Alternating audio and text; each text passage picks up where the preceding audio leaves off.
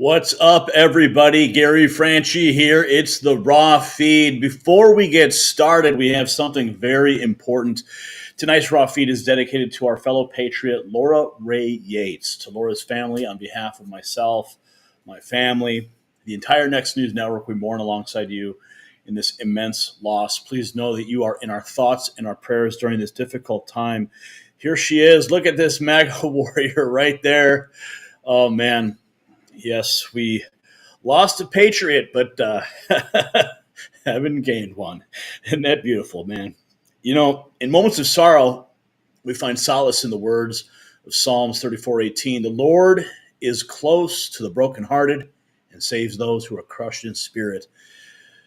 May you find peace and strength in knowing that Laura's spirit will live on in the hearts of all who knew and love her. Tyranny, our hearts are with you and your family right now. So we have a big show to get to right now. Good evening and welcome to the Raw Feed, broadcasting live from the belly of the beast, literally 1 block away from the White House. I'm Gary Franchi, and tonight, we're bringing you something the establishment never wanted you to see. From where I'm sitting, I can practically see into the windows where tomorrow morning I will be walking in to get our press credentials. And let me tell you, the timing couldn't be more perfect.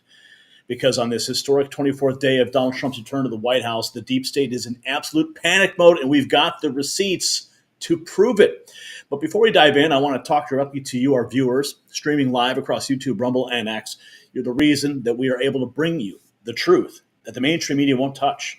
And speaking of truth, do me a favor right now, take out your phone and text the stream to 3 people you trust. Why? Because big text algorithms are trying to suppress what we're about to show you, but they can't stop direct sharing. That's right. They can't stop you from spreading the truth. And let me tell you something.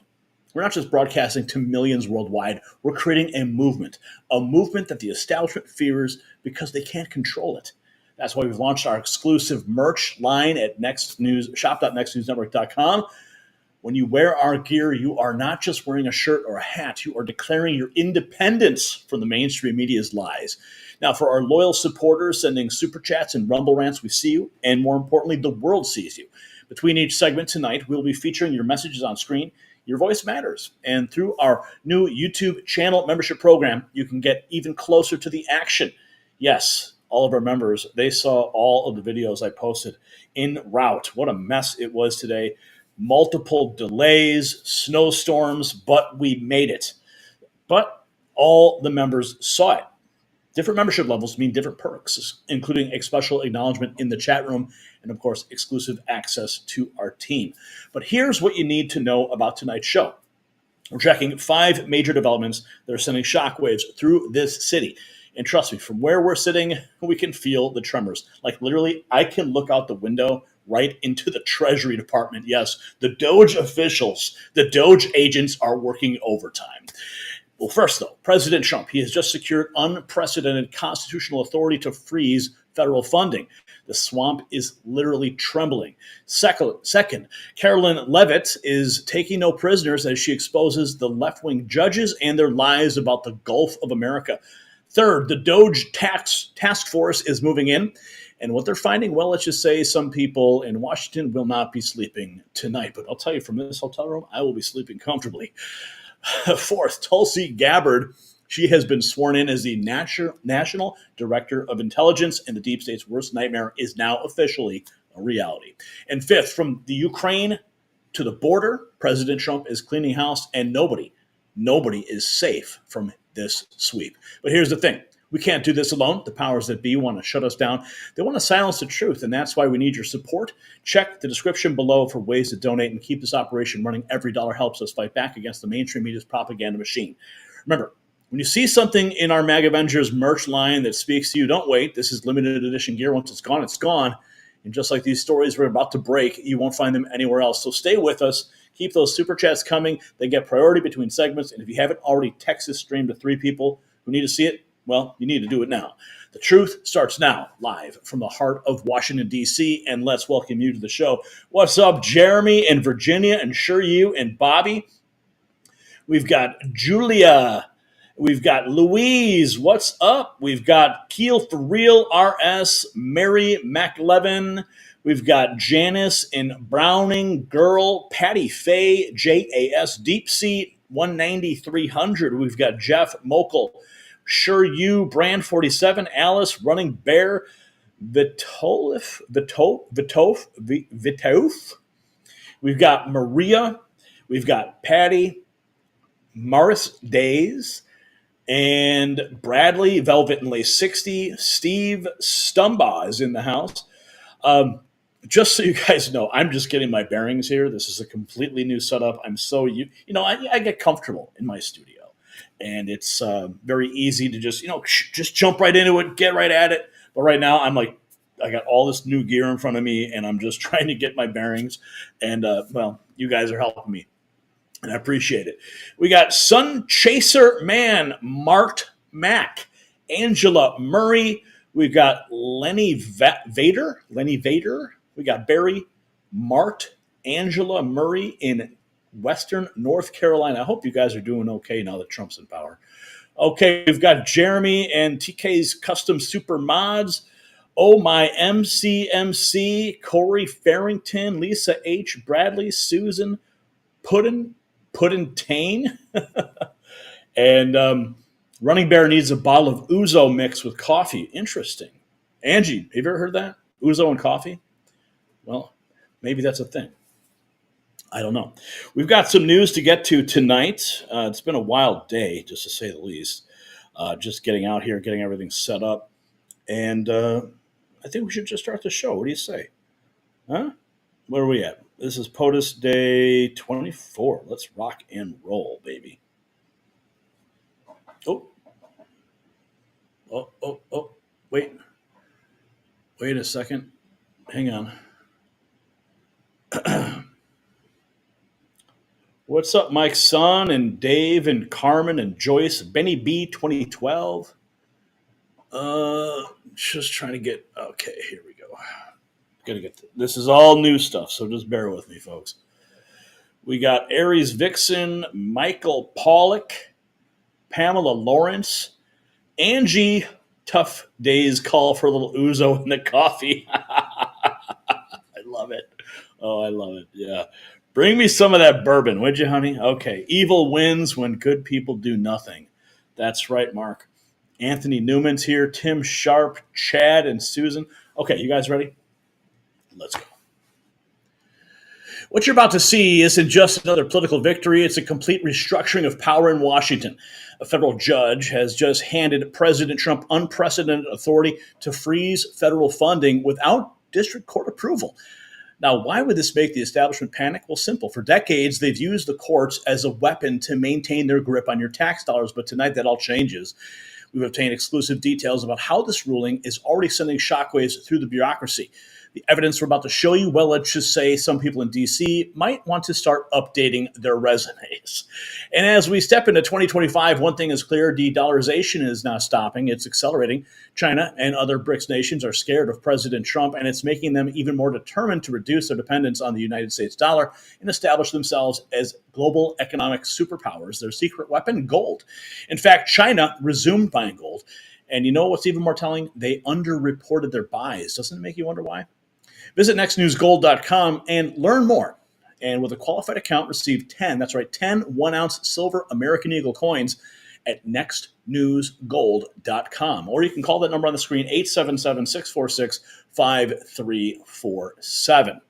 Okay, President Trump in the Oval Office, just a block from where I'm sitting. He went right into the Department of Education. It is a big con job. We've got a lot to unpack in this segment tonight. The president is on a warpath, but he's doing it for the people. We voted for this. We wanted this change. We wanted the radical change, and the Band-Aid is being ripped off. It is being ripped off so fast, and some people, well, they just can't handle it. Let's listen in to what happened moments ago at the Oval Office. But look, the Department of Education's a big con job. We're ranked, so they rank the top 40 countries in the world. We're ranked number 40th, but we're ranked number one in one department, costs per pupil.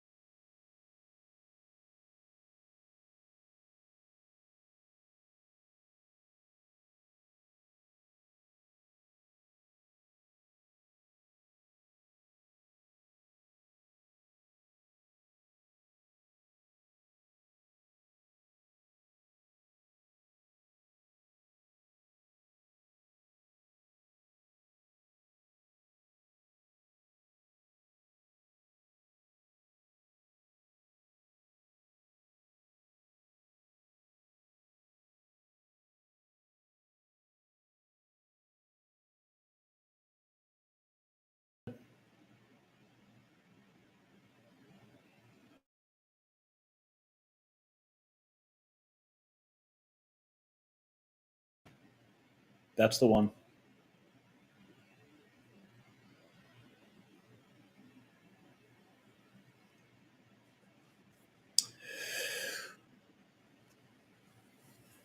Oh, okay. So where do I pick up from this? Okay, we'll just play the clip. Let's go.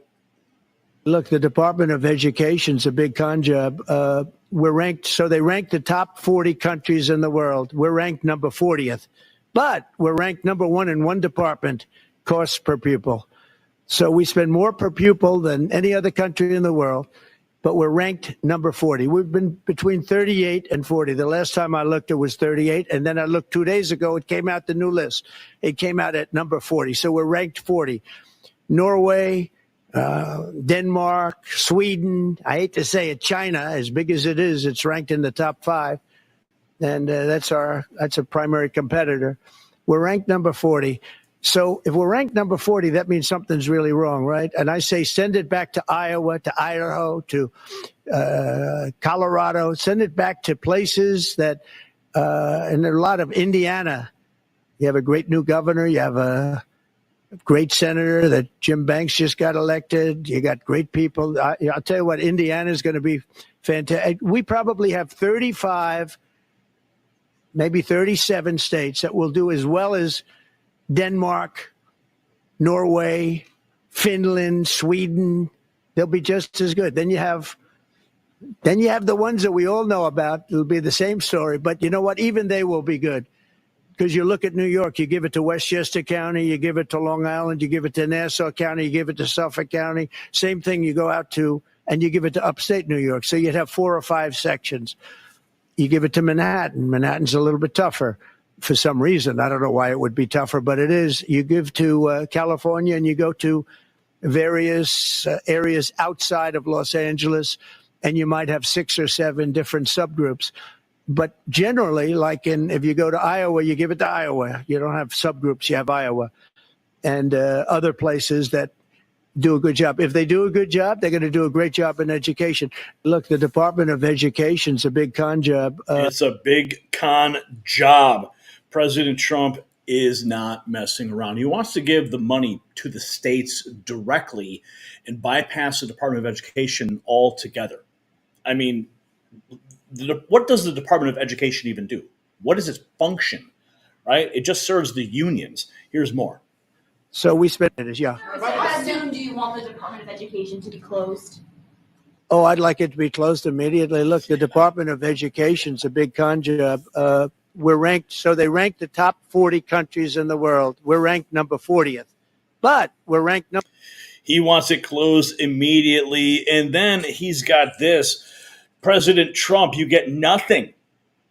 You get nothing to North Carolina, and then they send $59 million to New York City for hotel migrants.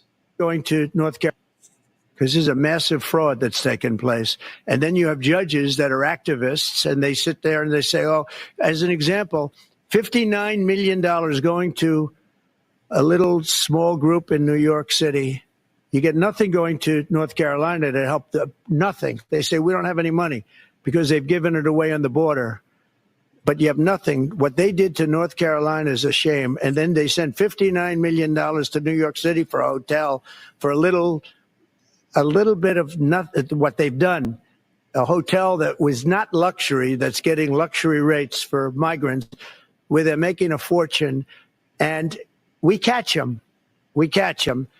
But a judge says, well, even though it may be a fraud, you have to send the money in anyway. Send the money. I said, wait a minute. We have money that shouldn't go because we caught it before it was sent out, but they want the money to go anyway. And I think you're going to have a lot of things to look at, Pam. I really. He's talking to Pam Bondi right there. And of course, the $59 million was directed to the migrant facilities in New York City. And it was FEMA. And those FEMA officials have since been fired. Isn't that a good thing? And then we've got this coming in as well. President Trump's going to talk about reciprocal tariffs. This is like a really old law that's still on the books, and President Trump's dusting it off. even weaker. We'll be signing reciprocal tariffs. The world has taken advantage of the United States for many years. They've charged us massive tariffs that we haven't charged them. And as you know, I just did something on steel and aluminum, 25%. And that'll go up at some point, but 25%, which will level the playing field quite a bit. I did it previously 50%, and Obama was very weak, and Biden was even weaker on steel. The steel was just absolutely, it really started with Obama. The world really took advantage of us, and then that morphed into Biden. And what they did was he was so worried about trying to attack his political opponent that he didn't know what he was doing with respect to countries taking advantage. He should have looked at the countries, both friend and foe, taking advantage of us. So we're going to be doing reciprocal tariffs, which is whatever they charge, we charge, very simply. We're not going to take it anymore, man. This is good. You guys want a war? We're going to make a trade war, and we have the law at our back. Okay, we've got this. President Trump on bringing Mark Fogle home from Russia. This was a beautiful moment. It took place last night. Now he's making his remarks in the press room today. If you follow us on X, I posted a clip from we've got we're going to have this later in the show, but there was a moment in the press room. 3 words were uttered you'd never hear from the Biden press room. But let's get into the Oval Office now. Yeah. Just like the young gentleman that I brought home yesterday after 2 weeks. We worked on it for 2 weeks. He was a fine man, and he was in there for 3.5, almost 4 years. And you know what? 4 years. 4 years this guy was rotting in a Russian prison. Why? During the entire Biden administration? And suddenly President Trump's in office for, a few weeks, and he closes the deal, gets this guy home. I mean, what were they doing over there in that administration for so long? Oh, I'm sorry. They were counting ice cream scoops and applesauce and nap time. They weren't able to do a thing, and I got them out. And as you know, I didn't pay $6 billion. I didn't pay anything. We did a trade. And we did a good job. We got him out in 2 weeks. It should have been out years ago. Just like was it a trade? I hope. What was the trade for, Mr. President? Please, could you tell us? I hope it wasn't for anybody like Brittany Griner. And then we've got this, Mark Fogle. Here's the moment. Mark Fogle, wrongfully detained in Russia since 2021, speaks out at the White House. His first words back on American soil. Look at him. He has got the American flag wrapped around him, and he's just happy to be home. He's right there with the president. Like the luckiest man on earth right now. And I want you to know that I am not a hero in this at all. And President Trump is a hero. These men that came from the diplomatic service are heroes. The senators and representatives that passed legislation in my honor to get me home are the heroes. I am in awe of what they all did. My family has been a force. I think my 95-year-old mother is probably the most dynamic 95-year-old on earth right now. And I am so indebted to so many people. I think I remember a Churchill quote that he said when the RAF was fighting the Luftwaffe, and he said that never have so many owed so much to so few. And I put myself, fortunately and unfortunately, into that category. And I said, never has one owed so much to so many, that this superorganism of people that came to my support and the love that I was given sustained me for 3.5 years in a prison that had me in hospitals for more than 100 days. I was given more than 400 injections Oh, in that time. And knowing I had the support of my fellow Pennsylvanians, my family, my friends, it was so overwhelming that it brought me to my knees and it brought me to tears. But it was my energy, it was my being that kept me going that whole time, and I will forever be indebted. wow. President Trump, to Steve over there. What a dynamic man this guy is. That's true. And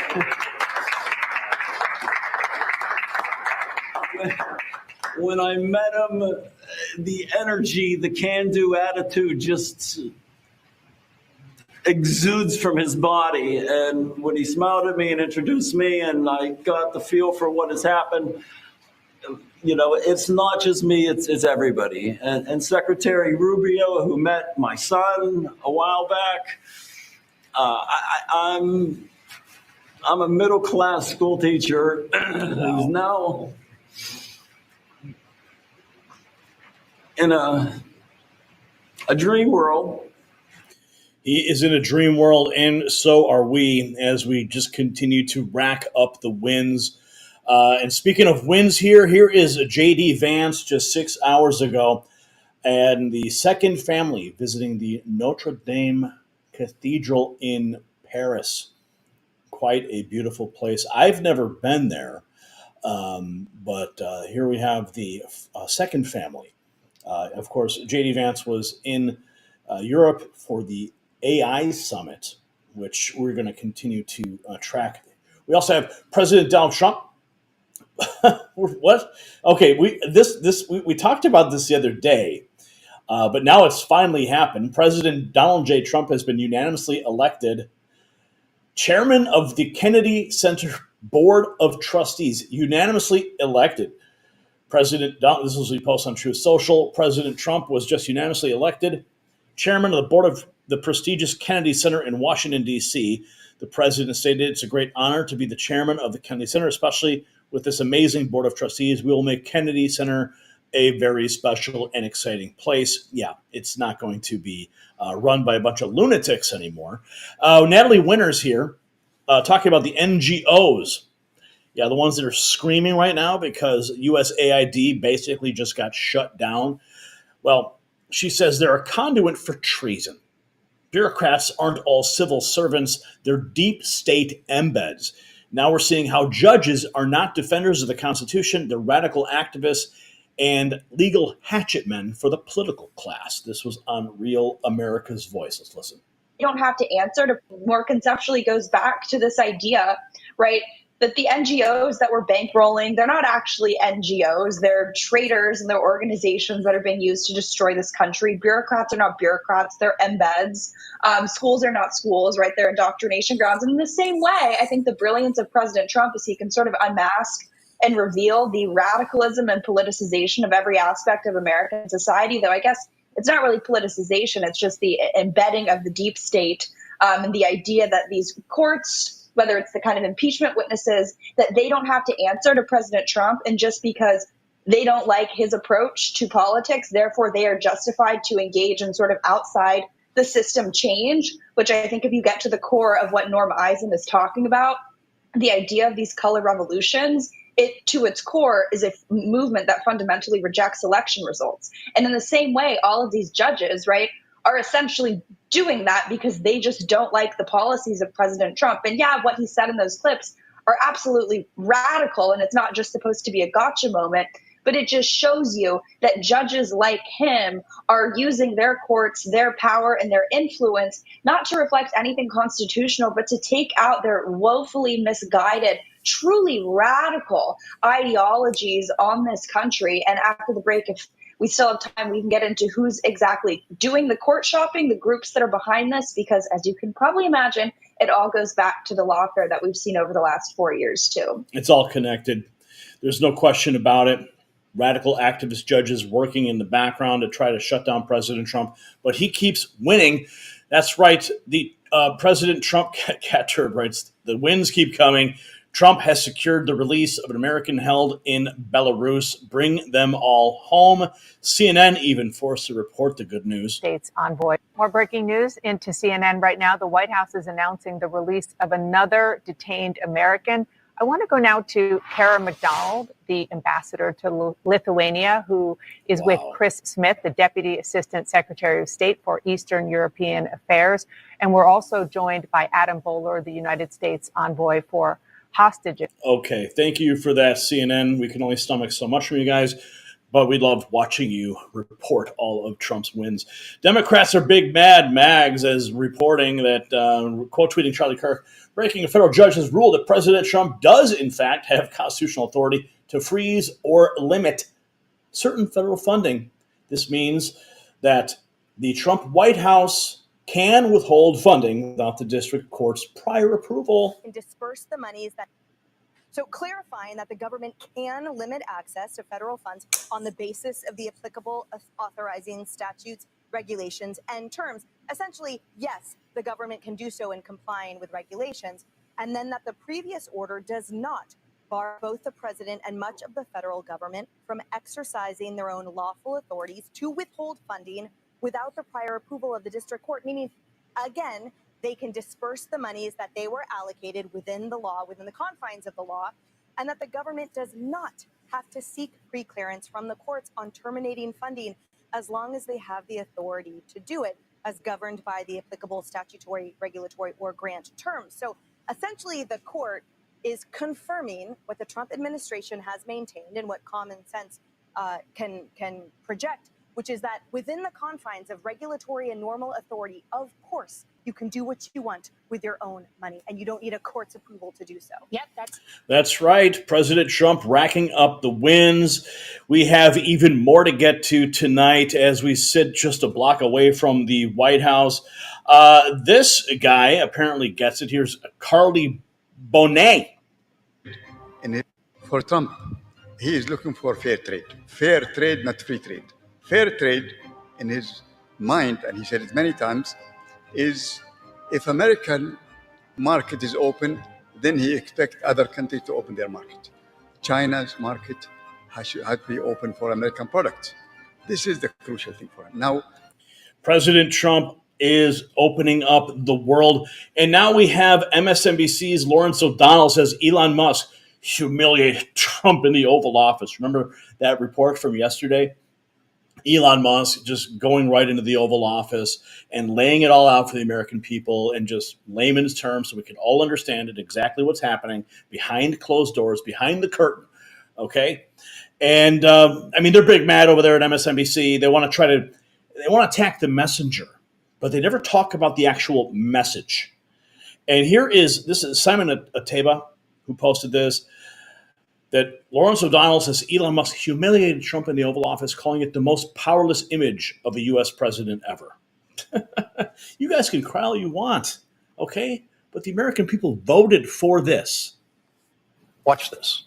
When Elon Musk began speaking, I'm going to put this on the screen, full screen, not because it matters what Elon Musk was saying, but because it reveals the essence of Donald Trump, and it reveals the power of Elon Musk. When the president speaks in the Oval Office, no one else does, except today. Elon Musk interrupted Donald Trump when Donald Trump was speaking, and Elon Musk's 4-year-old child spoke while Donald Trump was speaking. And nothing. Did anyone out there ever had a 4-year-old child interrupt something? Yeah, do you think the 4-year-old child understands the magnitude of the office that they're sitting in? No. All right. And it's, of course, a 4-year-old is going to interrupt something. Lawrence O'Donnell. Maybe he's sterile. Could demonstrate the power of Elon Musk more than his child speaking while Donald Trump was speaking. There's something important in what happened when Elon Musk's 4-year-old child actually moved toward Donald Trump. Watch this. Donald Trump did what no president before him would have done with that child. Here it is. Wait. Did Donald Trump reach down and sniff him? Is that what he did? Oh, I can't wait to see what happened here. It's got to be a sniff. Elon, go ahead. Sure. So at a high level, if you say what is the goal of Doge, and I think a significant part of the presidency is to restore democracy. This may seem like, well, aren't we in a democracy? Well, if you don't have a feedback loop, okay, we would have to. If you sorry, tell you gravitas can be difficult sometimes. What happened there? The child actually moves toward Donald Trump, saying something to him. And Donald Trump turns away. What? And you watch the child back off, knowing what just happened. What? I think I heard the child say, I have to go pee. All right, let's see. Let's listen. Okay, let's see. Demonstrate the power of Elon Musk more What happened? What's this guy talking than his child speaking while Donald Trump was speaking. There's something important Shut up, in what happened. Actually, Trump did. A significant part of the presidency is to restore democracy. This may seem like, well, aren't we in a democracy? Well, if you don't have a feedback loop, okay, we would have to. If you he actually looked. Sorry. Trump looked at the child, patted him on the back, didn't do anything that Lawrence O'Donnell claims. Tell you, gravitas can be difficult sometimes. And Trump is grinning. Trump is grinning. He sees it. He's a small child. He's delighted. He moves toward Donald Trump, saying something to him. And Donald Trump turns away. Can you see this guy lying right to your face? He is lying right to your face. My eyes saw something completely different. But that's why nobody trusts MSNBC anymore. Okay, Lawrence O'Donnell, your days are numbered. And we'll be in the White House tomorrow, so you can just eat it. Okay, so Adam Schiff, he's freaking out too. Not just the folks over at MSNBC. Adam Schiff is very terrified about Kash Patel's confirmation. Let's listen to Kash's Corner. Here's Juanita Broderick posting this about 24 hours ago. Spread a false. Adam Schiff, the single most person who is responsible for spreading disinformation on Russiagate, saying he had evidence Donald Trump colluded with Russia, saying the intelligence community had all this information, and then going out to the mainstream media and feeding them these lies because they were in bed with him to spread a false narrative for 4 years and bamboozle the world into believing that Russiagate actually happened and Donald Trump conspired with Russia. It was a total falsehood. Adam Schiff knew it at the time. I was running the Russiagate investigation. He was the leader of the minority on the House Intel Committee. Devin Nunes was the then chairman. He had access to all the information we had access to. The transcripts are the best example. The 60 some odd transcripts that I took at depositions of cabinet secretaries, Intel officials, DOJ, FBI, Fusion GPS, all the like. We finally forced those deposition transcripts to light. And what did they show? The headline, Adam Schiff knew the entire time there was no factual basis to perpetuate the Russiagate narrative. So when a guy like that issues this tweet, I just think America should pause and say, the King Kong of disinformation is now coming up and saying he's all of a sudden scared that Twitter is going to be the landing ground for disinformation, when you and I have been talking about it rightly so over the last few years. Twitter has been the ground where people spread defamation, where people attack others mercilessly. And Twitter's hypocrisy on who they let on their platform and who they kick out has been on full display for years. They've suspended folks like obviously President Trump, Babylon Bee, and all these other journalists who were actually doing fact-based reporting because they had the audacity to say, Obviously, that was recorded prior to Elon Musk's acquisition of X. But that just goes to show you the magnitude of the lies from Adam Schiff, because Kash Patel, he knows it, he sees it, and he is about to be confirmed. But look, Adam Schiff, he's got the pardon, so I don't think that there's anything that can really be done.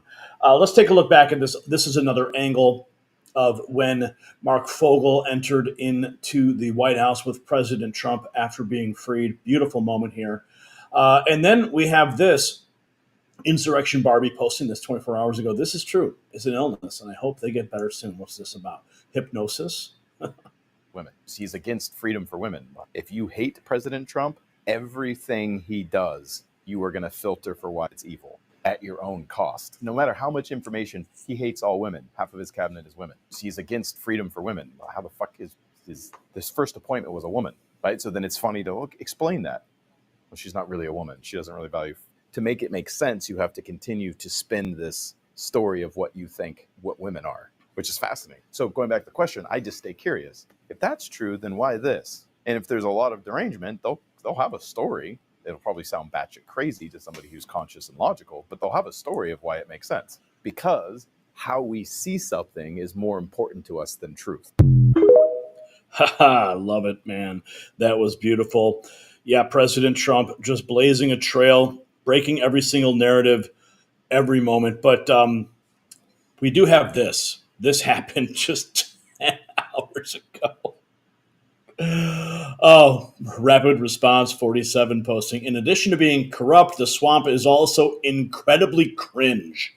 Yeah, they were outside, I believe, the Department of Education or some bureaucracy that's about to get shut down by President Trump. This is what they did. Side are you? Which side are you on? Which side are you on? Tell me, which side are you on? Which side are you on? We'll fight against Doge. We'll fight Elon Musk. No Elon's kept within our walls. We'll fight from dawn to dusk. Oh, which side are you on? Which side are you on? Oh, which side are you? I mean, they did that pretty damn good, wouldn't you say? I mean, they must have rehearsed that. I mean, I could see them in some kind of a facility, and they're all like, "Okay, guys, these are the new lyrics for the anti-Doge song, and we're gonna sway and we're gonna sing this." And oh, man. They just look like fools every day. They just continue to look like fools. All Donald Trump and Elon are doing is they're trying to clean up all of the waste, fraud, and abuse, which is a talking point of the left and the right for years. And the minute that they uncover it and expose, how many billions of condoms are being airdropped over Gaza, is the minute they freak out, right? Everyone's gonna die. You's the people gonna die. Yeah. Okay. Here's Carly Bonet. It looks like a clip from Donald Trump Jr. and his daughter in a golf cart, and she's reflecting about her grandfather, Donald Trump. An hour before I start my day, like the guy after Grandpa hardly sleeps. Yeah, he's a whole different animal. During the end of the campaign, when I watched a 78-year-old man do 2 all-nighters in a row, and then I'm dying. We're on the plane coming back, and he puts on music, and he's doing like Trump DJ night. I'm like, I just want to go to bed. Like, what is going on? And I go home to shower before I start my day, and I'm looking, and like the guy after 2 all-nighters goes right on like national television, like morning shows, where it matters. It's like it's next level. He's a hard worker. He's a hard worker. It's crazy for like what he does and his age. I think it's crazy. Well, he is working for the American people because there is a lot of work that needs to be done. Here we have rapid response at 47. More from them just 10 hours ago. Mark from Ohio. President Trump, look at what he's done in the first 3 weeks of office. Guy's 78. And so Mark from Ohio calling in to the Washington Journal on C-SPAN. President Trump, look what he's done in the first 3 weeks of his office. I mean, it's unreal. I'm 69 years old. I've never seen anybody move so quick. The guy's 78. He gets 3 hours of sleep at night. And he's better than the Energizer Bunny. Look what he's done. He's got the gentleman freed from Russia just last night. Yep, just last night, more history was made, and as I'm getting more acclimated with like the White House schedule and decorum at the White House, I'm familiarizing myself with these things, and I just take a look at the terminology that they use for the press, full lid and partial lid and dinner lid and all these different things that they have, and then I look at the president's schedule, the schedule that's publicly listed. And I'm like, this guy is not sleeping. He's like, just from like every single hour of the day, he's doing something amazing. And I remember, during the Biden administration, all we had, like you'd always hear them like, well, they called a lid for Joe Biden at 11 a.m. He gets up, he has his applesauce and he has his diaper change and then he goes to sleep, goes back to bed. And that was the whole Biden administration, because he had all of the Obama lackeys that were doing, all of the dirty work for Barack Obama's term. So it's amazing to witness as I get even more familiar with the White House activities, just how active and engaged that this man is at his age. Okay, here we have this. This is the special envoy, Steve. Now, this is the Steve individual that Mark Fogle was referring to in the Oval Office earlier in the segment. Being held, and I can tell you that the president's direction to me was bring him home. Steve Witkoff is his name, special envoy. Do what you needed to do to bring him home. Bring him home to his family. And you can see, he stayed up last night to greet him personally. Wow. Yep. He walked him around, gave him a tour of the White House, brought him into the Lincoln Room. His message was, no one gets left behind. That was a message of hope to every American who's being held in a foreign jail. This is amazing. So who delivered to you the final word once it was done? Who communicated to you it's happening? We'll do it. I got a call that he was going to be at the airport. And from somebody. And I called the president. He was delighted. He said, get over there fast. I met Mark in the airport. We walked him onto the plane. We said to him, you're close to being in U.S. territory now. We had a de-ice, and we de-iced. We got in the air. We got out of Russian airspace. We called everybody back in the United States. He was doing a jig, called his whole family. And when we touched down at Andrews, I said, now you're on U.S. soil. And I think he began singing. So it was. Yeah, I think we'd all be singing if we were in that position, but not like these people. You on? Tell me, which side are you on? Which side are you on? Which side are you on? Which side are you on? Which side are you on? Senior counsel, Real Peter Navarro, the ultimate goal is rising real wages for blue-collar Americans, a thriving middle class. Yes, folks, be careful what you see in the media. Oh, inflation! It hasn't changed. It's on fire right now. Donald Trump isn't doing anything to help with egg prices. He promised on day one, and what has he done? He's done nothing. Those are the fear tactics that they're going to continue to push. Don't fall for it. Okay, these things do take time. And, it's like turning around the freaking Titanic, all right? There's the iceberg in front of us, and we got to make sure we don't hit it, okay? So it takes a long time to turn that ship around, okay? It's not going to happen overnight, but the economy will turn around. You just have to let President Trump's foreign policy, the tariffs, all the different moves, the big moves he's making on the global stage, you got to let them settle in. And then we're going to see like just prosperity like you've never seen. I mean, the optimism's already there. Everyone I talk to, they're like, yeah, I feel like a weight's been lifted.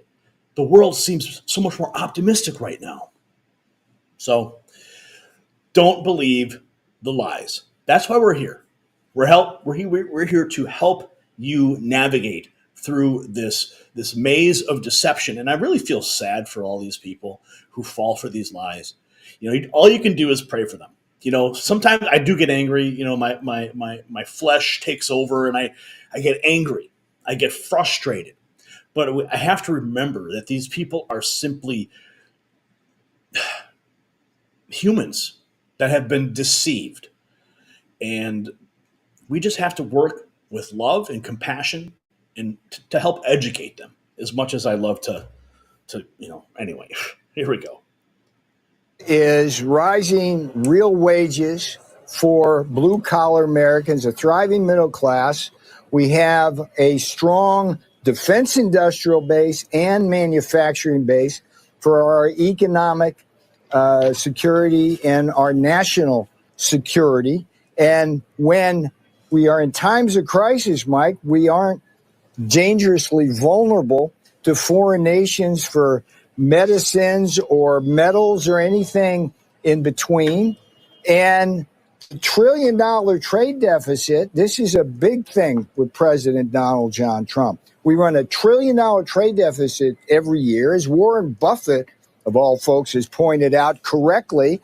That's a transfer of assets to foreigners of $1 trillion every year that turns into purchases of land and things like that. We got to stop draining that problem.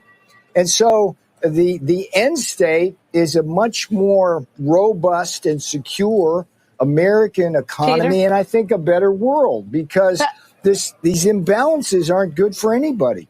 But they will be good for America. So the question I really have for you is, Are you on? We'll fight against Doge. We'll fight Elon Musk. Oh, no. Let's get within our walls. We'll fight from dawn to dusk. the cringe is real in the swamp. So, ladies and gentlemen, what we have just witnessed is nothing short of historic. President Trump's new authority to freeze federal funding isn't just about money. It's about dismantling the very power structure that's been bleeding America dry for decades. The deep state's worst nightmare has become a reality. A president who can actually cut off their cash flow without jumping through their bureaucratic hoops. We are seeing real-time results with corrupt agencies already scrambling to justify their bloated budgets. Special Envoy Adam Boehler put it perfectly. It's happening now because the president leads through strength. So here's the question we want you to answer in the comments below. If President Trump can now freeze funding to corrupt agencies without court approval, which government department should he target next and why? Get your exclusive MAGA Avengers gear at shop.nextnewsnetwork.com and show the world that you stand with the truth. All right, folks, how was that? A little bumpy out the gate. I know we had a camera failure, some audio stuff. We'll get that cleaned up in post. We'll get the cleaned up segment. Brian's already on top of it. We have like 5,000 plus people watching right now. 5,000, 6,000 people across all platforms, YouTube, Rumble, and X. It's amazing to see you guys are sharing and just responding to all the good news that's happening in the world right now with this new president, Donald Trump, in his next term. I think we have some super chats that came through. We're going to get those real quick. You know the rules here, folks. If you drop a super chat, I have to what the hell? Oh, my goodness. Okay, we got Diane has just become a member. What's up, Diane? And then Jess Brian dropping $9.99. So excited for you, Gary. You're going to rock that press room. Listen, Jess. What, Brian? Okay, I get it. Thank you, Brian. So, guys, listen. I'm going into this press room. See, all I know is I'm going to get my press credentials. I don't know if I'm going to go into the press room. Am I going to sit there? Am I going to go to a press briefing? I don't know. I just don't know what's going to happen. And being that it's my first time, I just got to go get my bearings. I have to figure out the decorum. I have to figure out the pecking order. I've already been studying all this stuff and where to sit and who sits and who gets to walk in the room first. All these old rules for the media. And of course, we're the new media, and we make our own rules. But I still have to play by some of the rules that have been put in place because I don't want to make enemies. I've got enough enemies as it is, but I don't want to make new enemies face to face. Okay, you're going to have the mainstream media sitting right there, the people that I have been mocking and just deconstructing all their lies for years and years are now finally going to be sitting there right in front of me. So, do I just run up there with a camera? No, I can't do that. I can't confront these people. Anyway, listen, just give me some time. I'll figure it out. Who knows what's going to happen tomorrow? It's going to be great, though. All right, Earl, dropping $9.99. Thank you. For next news, we got Mike Hansen, who has just become a member. What's up, Mike? Thank you. We got Chad Ryan as well. Chad is saying, Chad Ryan, you need a Trump winning counter for each time he wins. What's up, Chad Ryan? Is that the Chad Ryan I know? All right, Chad, thanks for $2. We got Max Zells, come kick UK star arse, please, Trump. And he drops £2 sterling. And then we've got Wendy W. has just become a member as well. And then we got Max Zells again. Justice for Nancy Schaefer, CPS Doge. Okay, you guys heard it. Maybe look it up. I'm not sure what it means. Ruby Sue dropping $10. What's up, Ruby Sue? No message, just $10. Hey, we'll take it. We thank you. This trip is not cheap. Then we got Craig. What's up?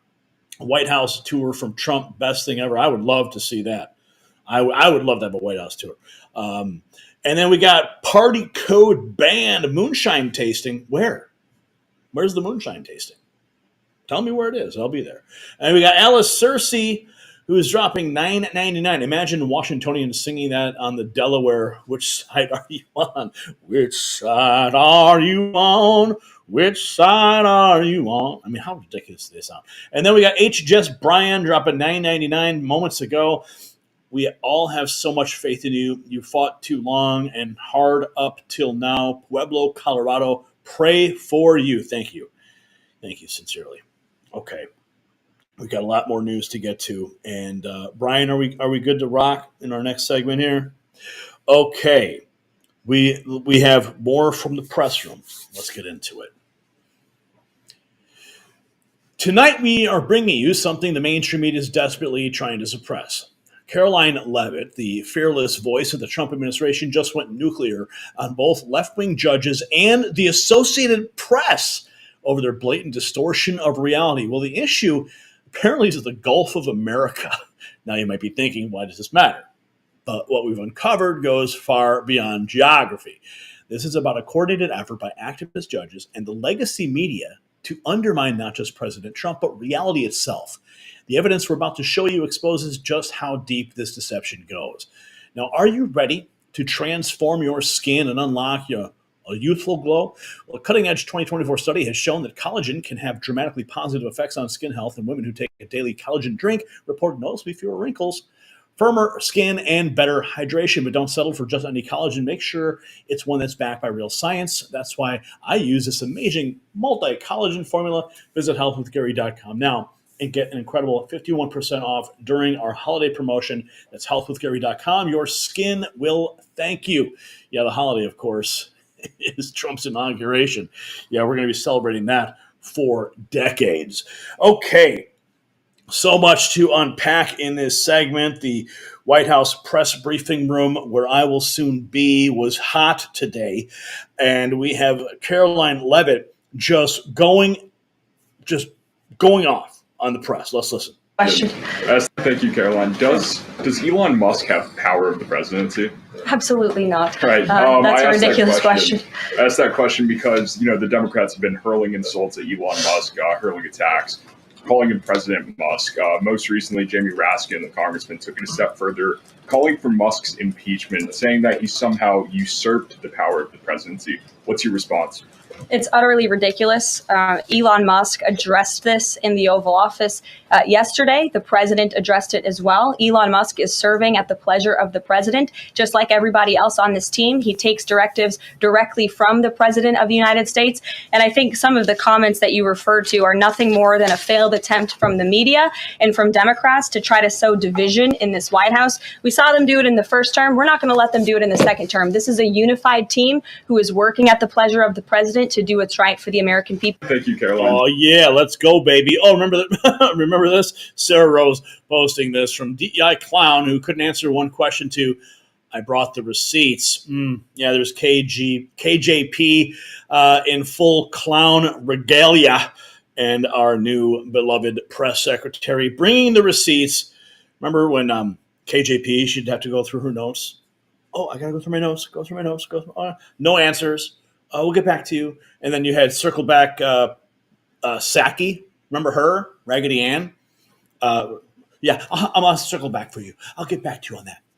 Okay, we are witnessing a completely new era in the White House. Here is another clip. Benny Johnson posting just 6 hours ago, Caroline Leavitt sends direct message to Mitch McConnell for voting against Tulsi Gabbard.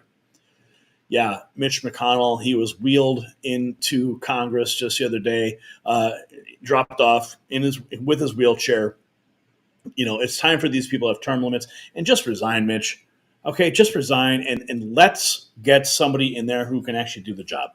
All right, your days are over. We remember when you got booed, when you went to your own town fair.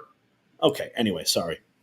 To stay tough and strong. Not only Tulsi Gabbard, but also Pete Hegseth to be the defense secretary. I think we're greatly disappointed in any Republican Now, the audio might be a little low. See if we can get that better for you. who chooses willfully to vote against the president's exceptionally qualified cabinet nominees and picks to lead his America First administration. Not a single Democrat swayed from voting against President Biden's nominees, and we know how many of them turned out. They turned out to be atrocious at their jobs, leaving America much worse than they were when they took the oath of office. And so I've said it repeatedly from this podium. I addressed it at the beginning of my remarks. We expect all Republicans to vote, to stay tough and strong, vote for President Trump's nominees so we can get to work and continue to work very hard to implement this president's agenda. Yep. You know, but I do appreciate when the Republicans vote against Trump because it helps us really understand which side are they on? Which side are they on? Okay, I'm sorry. That was from a previous segment. Okay. Here she is. Caroline Leavitt, yet again, spot on. The Associated Press and the rest of the leftist legacy media refuse to accept reality when it doesn't fit their narrative. Listen. Caitlin, he consults with the President of the United States. So we're very confident with the ethics and the guardrails that have been put in place here. Caitlin. Thanks, Caroline. I have a few things for you, but on the commitment by President Trump, he said that he and President Putin agreed to visit each other's respective nations. Are there any preconditions that President Trump has that President Putin must do before he goes and meets with him, withdrawing some forces, withdrawing all forces, anything like that? Not that I'm aware of. That doesn't mean they don't exist, but I was just talking with the president in our national security team. I wasn't made aware of any conditions, but if they exist, I'm happy to provide those. And on the president himself, he styles himself as this master negotiator. He is now deploying these negotiations, saying that they start immediately. We did hear from the Defense Secretary, Pete Hegseth, though, today saying that NATO membership is not realistic for Ukraine and neither is returning to pre-2014 borders.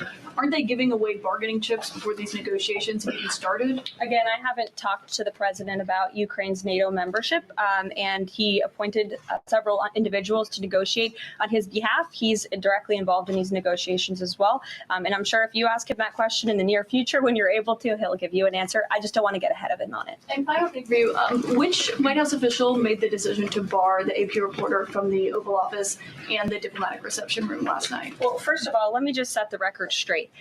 It is a privilege to cover this White House. It's a privilege to be the White House press secretary. And nobody has the right to go into the Oval Office and ask the president of the United States questions. That's an invitation that is given. And there are hundreds of outlets on this campus. Many of you in this room who don't have the privilege of being part of that pool every single day and getting to ask the president questions. We reserve the right to decide who gets to go into the Oval Office. And you all have credentials to be here, including the Associated Press, who is in this briefing room today. But isn't it retaliatory in nature is the argument, because the reason that the AP was barred, which they said was because they're not using the phrase Gulf of America, they're using Gulf of Mexico in line with their standards. And so the question here is this setting a precedent? You see, she said there, in line with their standards. You see, they're not falling in line with America's new standards. That's the problem here. Caitlin Collins from CNN. continuing to drive the point home. This White House will retaliate against reporters who don't use the language that you guys believe reporters should use. And how does that align with that you guys believe, the language you believe? Listen to the verbiage that she's using. The language you believe. No, it's the language we ordered. It's the language that has now been made statutory. Okay? Google Maps is now calling it the Gulf of America. All right? AP, Apple, Caitlin Collins, just get on board or get out of the way. the First Amendment commitment that you were just talking about? I was very upfront in my briefing on She day calls it a First Amendment commitment because AP refuses to acknowledge the president's, his new renaming. First Amendment. That if we feel that there are lies being pushed by outlets in this room, we are going to hold those lies accountable. And it is a fact that the body of water off the coast of Louisiana is called the Gulf of America. And I'm not sure why news outlets don't want to call it that, but that is what it is. The Secretary of Interior has made that the official designation in the geographical identification name server. And Apple has recognized that. Google has recognized Apple's that. Pretty much now. every other outlet in this room has recognized that body of water as the Gulf of America. And it's very important to this administration that we get that right, not just for people here at home, but also for the rest of the world. Sure. Thank you, Caroline Levitt, for making that point and making Caitlin Collins look like the fool she is. The fake mainstream media, MAGA voice, 6 hours ago, the fake mainstream media has no idea how to handle her. There she is, our new press secretary. Okay, this is a shorter version of the same clip. When lies are pushed, we hold them accountable. The body of water off the coast of Louisiana is called the Gulf of America. That is a fact. And here we have more rapid response. 47, just 7 hours ago. Press secretary says it speaks to President Trump's deal-making ability, the safe release of one American and two individuals. More about the next hostage releases. I understand that Americans coming out today. Sure. I'm glad you asked. It speaks to President Trump's deal-making ability, and we can confirm the safe release of one American and two individuals from Belarus, one of whom worked for Radio Liberty. Out of respect for the privacy of these individuals, their request, we have no further details to announce on their identities, but we can confirm that one American was released today, and it's a remarkable victory on the heels of Mark Fogle returning to America last night. Yep, just more wins every single day, and we're happy to be here for it. Okay, we also have more. We have President Trump continuing to deliver on the promises that he is making to the American people. Polling that was released this week, the president has continued to deliver on his promises to the American people. According to new polling that was released at the beginning of this week by CBS News. I love this. She brings up CBS News. Yeah, CBS News' own polling confirmed this. So eat it. An overwhelming 70% of Americans said that President Trump is following through on what he pledged to do during his historic campaign. The poll also revealed that Americans see President Trump as a tough, energetic, focused, and effective leader fighting hard to improve their lives and our country. This week, CBS News confirming it. We also have this. She's going on about the illegal alien criminals who are being arrested. 90 Venezuelan illegal alien criminals continue to be arrested and sent home as part of the ongoing mass deportation effort of the Trump administration. Just this week, 2 planes with 190 Venezuelan illegal aliens arrived in the Venezuelan capital from Fort Bliss, Texas. Here are some of the criminal illegal aliens who were arrested in the country this past week. ICE Atlanta arrested a citizen of Nigeria who had been convicted of money laundering. ICE San Antonio arrested a citizen of Mexico who had been convicted of assault. ICE Denver arrested a citizen of Mexico who had been convicted of aggravated assault. And ICE Houston arrested a citizen of Mexico who had been convicted of aggravated assault. Yep, keep them coming. Keep shipping them out. Gitmo has some empty beds. Oh, boy. Let's keep going, baby. It was a great press conference today. In fact, I was I was literally just taking off in my jet with my wife, United Airlines. It was like delayed 2 hours. The press conference was just beginning. But it was amazing to watch all the behind the scenes stuff that was happening from the pool feed. Here we have the reciprocal tariffs that people are starting to freak out about. It's an old law. President Trump's dusting off the books and saying, okay, well, we got the law. Let's execute it, right? Let's go. Which we all learned. I do believe it will come before the Prime Minister's visit tomorrow, and I will let the President discuss the details on the reciprocal tariff front. But this is something he believes strongly in, and it's very simple logic as to why the President wants to impose reciprocal tariffs. It's the golden rule, which we all learned when we were growing up in school. Treat others the way you want to be treated. And far too many nations around this world have been ripping off the United States of America for far too long. And that's why the President believes this will be a great policy that will benefit American workers and improve our national security. Yep, the party is over. There's a new sheriff in town, and tariffs are the law of the day. Oh, it keeps going. Here's Real America's Voice discovering $2.7 trillion. They're reporting this. $2.7 trillion in improper payments in Medicare and Medicaid overseas. Now, if you recall, Elon Musk pledged to cut $2 trillion from the government waste. I mean, it looks like he found 2.7 just in Medicare and Medicaid alone. All right, we're not even talking about the Department of Education, USAID, everything that's been found in those. All right, we're just going one by one by one, and they're just cutting all of this fat and waste off the government, and it's going to make everyone's lives so much easier. The government's going to work so much smoother. But let's listen to the moment in the press room today. So where's the Brian? Yes. I want to go back to Doge just for a second. The Doge! Earlier, the subcommittee had... Where are the Doge agents? I think I see them in the Treasury right now. They got their laptops open. I can see them. Headed by Chairman Marjorie Taylor Greene, her and her staff discovered $2.7 trillion in improper payments to Medicare, Medicaid, overseas, to people who should not have gotten it. Some of this room might have missed that press conference. Can you elaborate on what the president is thinking at this point? Well, again, that's another example. There's a very long list of the fraud, waste, and abuse that Doge is identifying on a daily basis. Elon Musk also talked about yesterday about Social Security payments that are going out the door for people who are no longer with us. Unfortunately, I would say that is certainly fraud. There's also a lot of contracts. To point out what she's saying, they're no longer with us.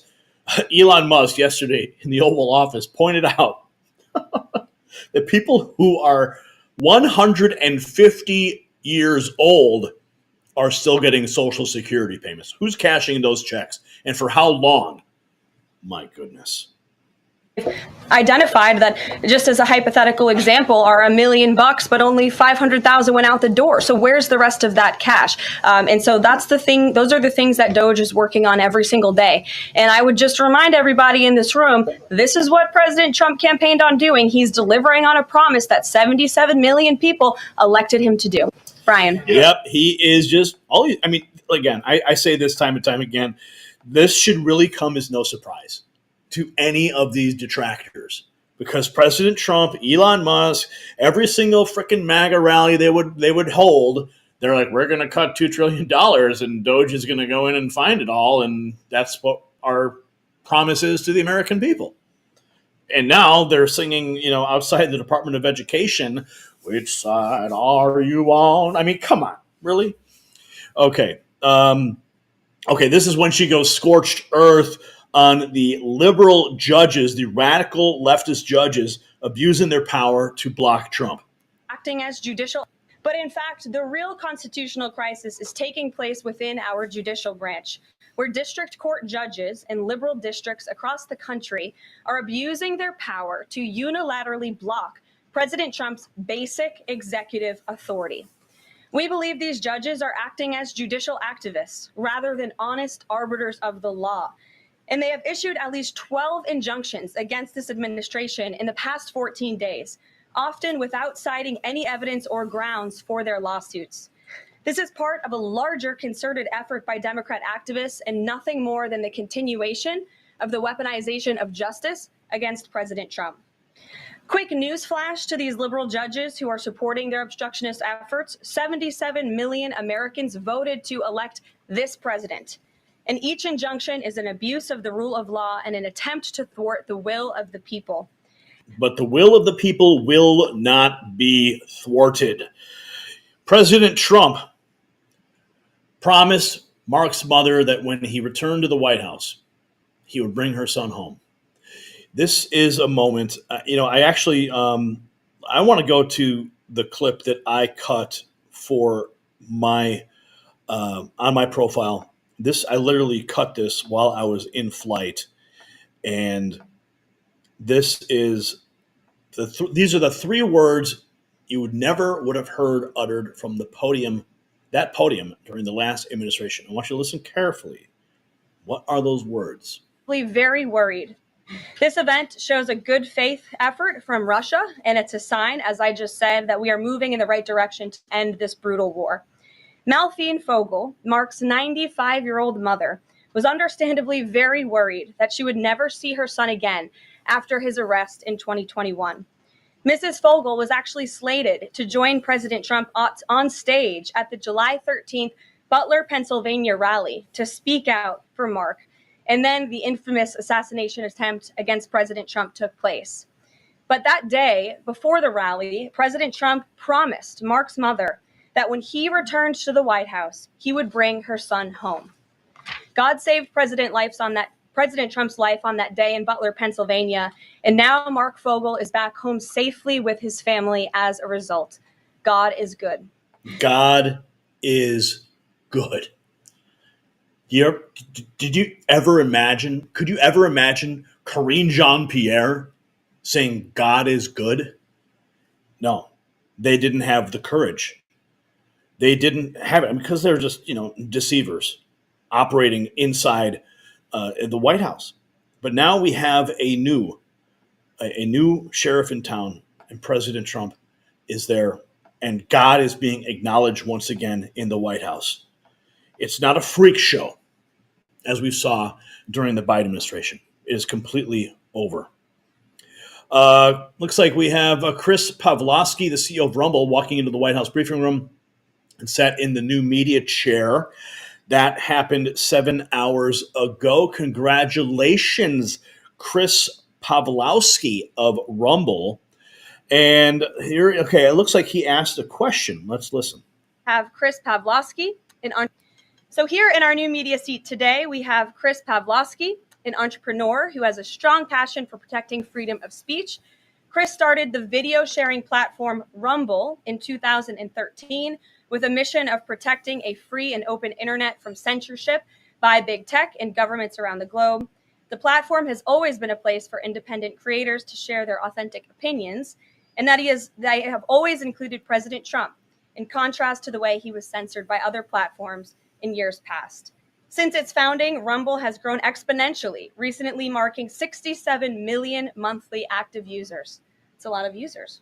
If you're watching right now and interested in sitting in this seat, you can apply whitehouse.gov/new-media. With that, I will take your questions. And Chris, why don't you kick us off on this very busy news day? Carolyn, thank you very much to you and President Trump. It's an honor to be sitting here at the new media seat for the White House press briefing and to be able to demonstrate why freedom of expression is so important. Rumble was the victim of censorship at the hands of multiple foreign governments. It's clear there are still many countries who oppose free speech and even target American companies. Can you describe what the administration will do to protect U.S. interests and values worldwide? Sure. Well, thanks for the very important question. And I think that free speech and ending censorship, both here at home and also abroad, is an important part of President Trump's agenda. I think first, President Trump has led by example on this front as the leader of the free world, the president of the United States, with his show of access and transparency on a daily basis. The president takes questions from all of you almost every single day, and really reveals what he's thinking and feeling. And I think that serves as a great example to the rest of the world. As for tangible actions that the president has signed, he did sign an executive order, I believe on day one, certainly within the first week of this administration, to restore free speech and stop government-sponsored censorship here at home. And the EO made it very clear that federal employees are not allowed to engage in any activity that would infringe upon the American people's right of free expression. So I think the president has led quite strongly on this. And so here in our new media seat today, I'm just like thinking like, man, that could be me. And, you got one shot, kid. What's the question? What will you ask? And I could think of a million questions. What is the one question? What is the one question that should be asked in that press room? And I was actually talking to somebody about it. And they said, and I thought about it too. I said, well, why don't we just ask our viewers? We got thousands and thousands of people, millions of people who watch this channel every day. So, what if we just say, hey, drop a comment. Maybe we do a poll. Maybe we put it on the community tab or something. And we say, what question would you like to be asked in the press room? And then you can just throw it out there.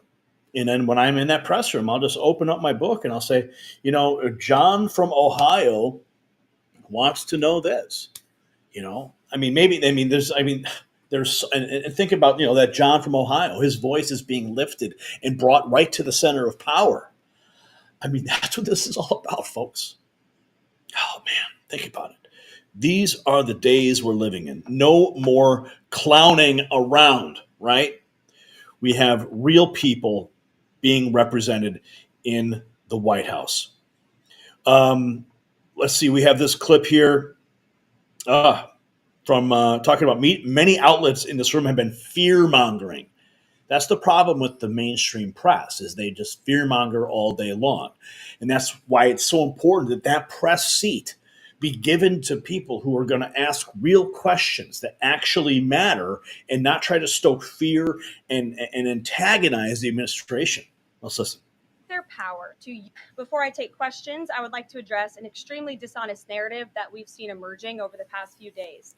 Many outlets in this room have been fear-mongering the American people into believing there is a constitutional crisis taking place here at the White House. I've been hearing those words a lot lately. But in fact, the real constitutional crisis is taking place within our judicial branch, where district court judges in liberal districts across the country are abusing their power to unilaterally block President Trump's basic executive authority. We believe these judges are acting as judicial activists rather than honest arbiters of the law. And they have issued at least 12 injunctions against this administration in the past 14 days, often without citing any evidence or grounds for their lawsuits. This is part of a larger concerted effort by Democrat activists and nothing more than the continuation of the weaponization of justice against President Trump. Quick news flash to these liberal judges who are supporting their obstructionist efforts: 77 million Americans voted to elect this president. And each injunction is an abuse of the rule of law and an attempt to thwart the will of the people. As the president clearly stated in the Oval Office yesterday, we will comply with the law in the courts, but we will also continue to seek every legal remedy to ultimately overturn these radical injunctions and ensure President Trump's policies can be enacted. And that's exactly what's happening. They are being overruled because President Trump has the executive authority to oversee the execution of the law to make sure it's being faithfully executed in his branch. So when Congress passes the law, it's the executive branch that must fulfill it. And then you have all these different bureaucracies that pop up. So President Trump, it's his job to make sure the laws are faithfully executed. And that's all he's doing. And people are freaking out over it. They're filing lawsuit after lawsuit. But you know what? It is not going to fly. Okay, we have, let's take a look real quick here. This is President Trump promising, okay, here, let's go to this one. JJ. On Doge and the fraud claims, Elon Musk in the Oval yesterday gave us some information on that. We're just wondering if there's some proof, evidence. Is the White House willing to share evidence of those fraud claims, or can Elon Musk come to the briefing room and share material evidence of what he's talking about? Sure, I would love for you. Okay, so they're talking about Doge and fraud claims that Elon Musk has brought forth.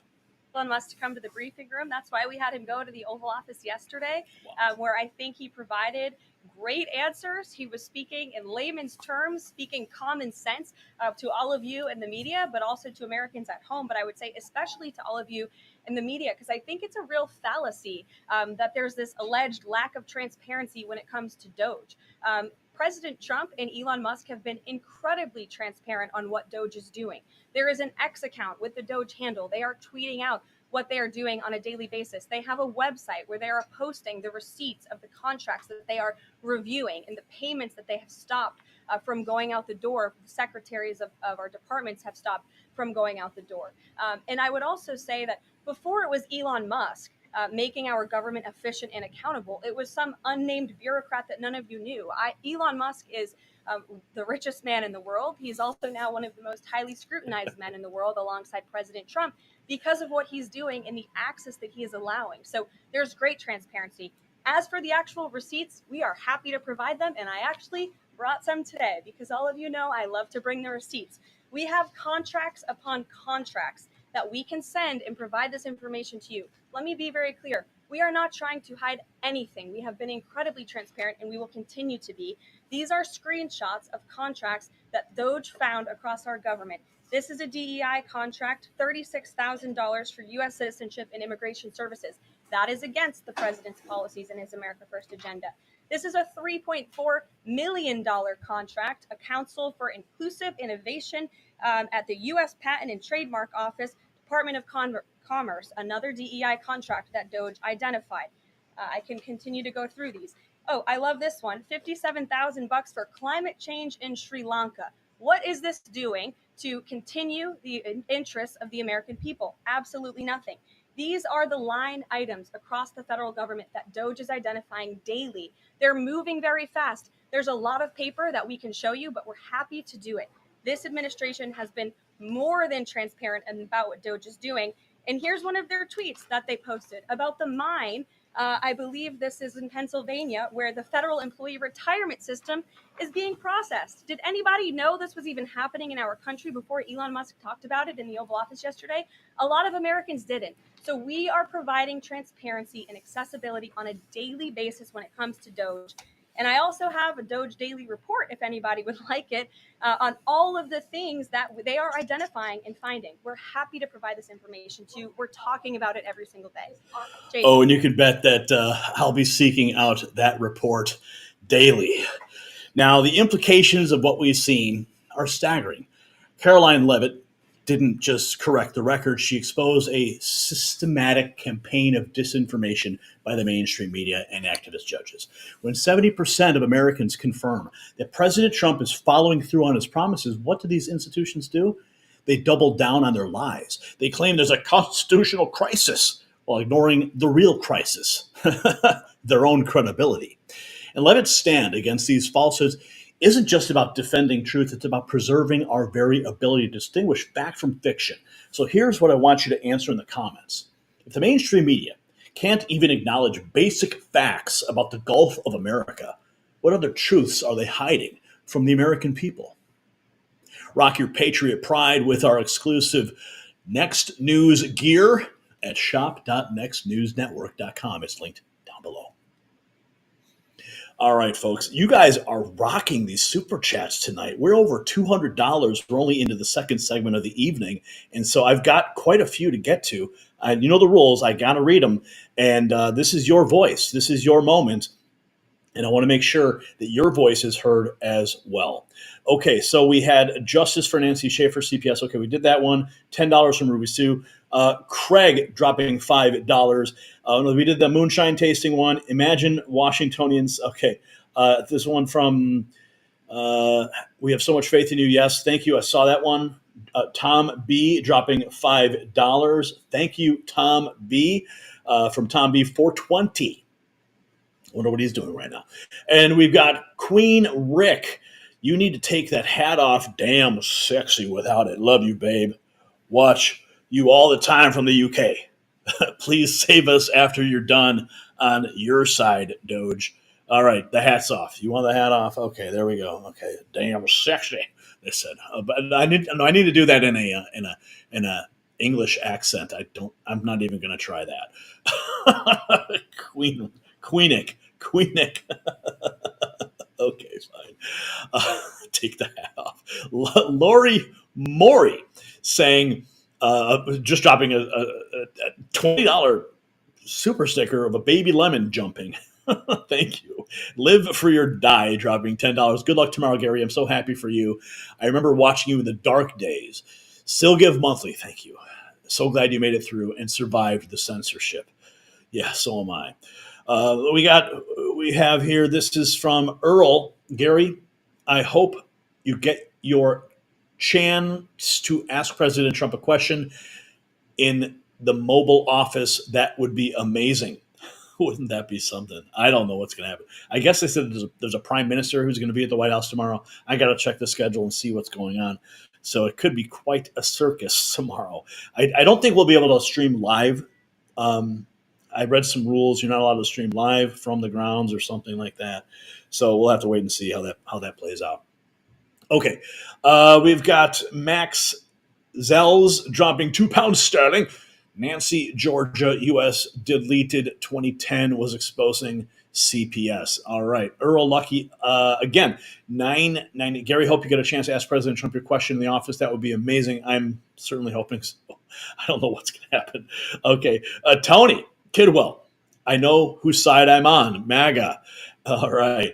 Whose side are you on? Diane says, $20 if you promise to never sing or play that song. Which side are you on? Man, which side are you on? Oh, my goodness. How embarrassing. Keel for real dropping a $5 Sheba Dog sticker. And Queen Nick back again with a $5 pound sterling 13 minutes ago. Love watching you from the UK. Love to see you without your hat. Okay, fine. Please come and save us in the UK. We are begging Doge UK. Love Trump and you. Amen. Queenick, thank you for that. Another one from Queenick. Jesus Christ needs a shout out. Well, shout out to my Lord and Savior, Jesus Christ, who died on the cross for me. And it is by his sacrifice and his resurrection that I am saved. So there's a shout out for the big man upstairs. Yeah, he's made sure Trump became president for a reason. Hail Jesus, our God. Come back to him. Hallelujah. Thank you, Queenick, for £5 sterling. And then we have Flame. What is this? Flowing Brook just became a member. What's up? Welcome to the family. And then we have this from Useless Idiot. Skip the file being released. Just tell us who killed JFK. Yeah, well, I want to see the files, personally. And then we have this studio. I was torn between finishing up with Salty Cracker or here. Well, it looks like we beat Salty Cracker, so maybe Mrs. Salty and the gang over there are going to be a little salty tonight. I love you guys. And then we got Pothead Kenny. What's up, Pothead Kenny? Dropping $5. We all love and are happy with you, Gary. Have a great time. Yeppers! And Tammy Lee. What's up, Tammy Lee? Are you serious? $100? Wow. You are our go-to for news. Been with you since the start. Jesus is the High King. I confess with my mouth and believe in my heart that Jesus Christ is Lord. Amen, Tammy Lee. Thank you for that. Bless you for that. $100. I'm going to tell Angie, man. Wow. Okay. And then we have this from Maria. Everything, this is for you. Christ is King. Viva Cristo Rey. Amen, Maria. Thank you for that. $9.99. Got to put my hat back on, though. Got to do it. All right. Here we go. It's funny. I was actually got a text message from Mancow Muller the other day, and he said, "You got to take the hat off." He's like, it's not. You shouldn't wear the hat. But it's just, I feel like this is me. I like wearing the hat. Okay, all right. I could see people are tuning out. They're like, oh, I don't want to listen to Gary talk about super chats. I want to get the news. Okay, let's get to the news. We got more news for you, folks. We are not done yet. Going into our third topic of the night. Where are we? Let me just get these sorted here. Oh, speaking of Doge, we have more on the Doge. Let's see. Let's see here.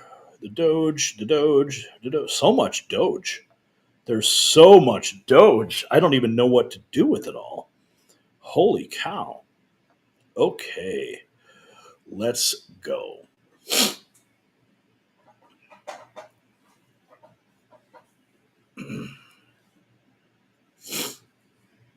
Tonight, we bring you a story that's sending shockwaves through the corridors of power.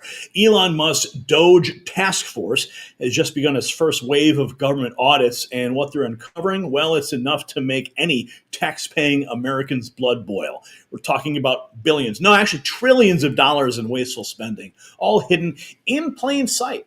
And the establishment's in full panic mode, and for good reason.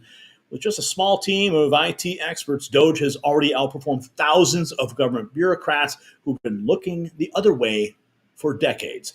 And speaking of studies, there was one in 2024. It revealed nearly half of all adults in the U.S. have high blood pressure. And according to the CDC, only about 1 in 4 actually have it under control, but there's good news. You can take control of your heart health, and it doesn't have to be complicated. That's why I started using this incredible product to help manage my blood pressure naturally, and it does get pretty high in the show. Just go to boostwithgary.com and get up to 40% off during their special. Take the first step towards managing your blood pressure safely and naturally at boostwithgary.com. Okay, folks. We have President Trump in the Oval Office just 3 hours ago. Elon Musk posting this to his millions upon millions of followers. And we're sharing it with our millions right now. That's what I consider an exemption. Talk about widespread fraud and abuse. Oh, yeah. Tremendous fraud. There's tremendous fraud. And it's hard to believe that you can have that kind of fraud. You're talking about are you talking about what? Wait. Which are you talking? You're talking about with regard to all of the investigations that are going on about this stupidity. What we're going to do is tomorrow I'm having a news conference. I'm going to read to you some of the names that hundreds of millions and even billions of dollars have been given to.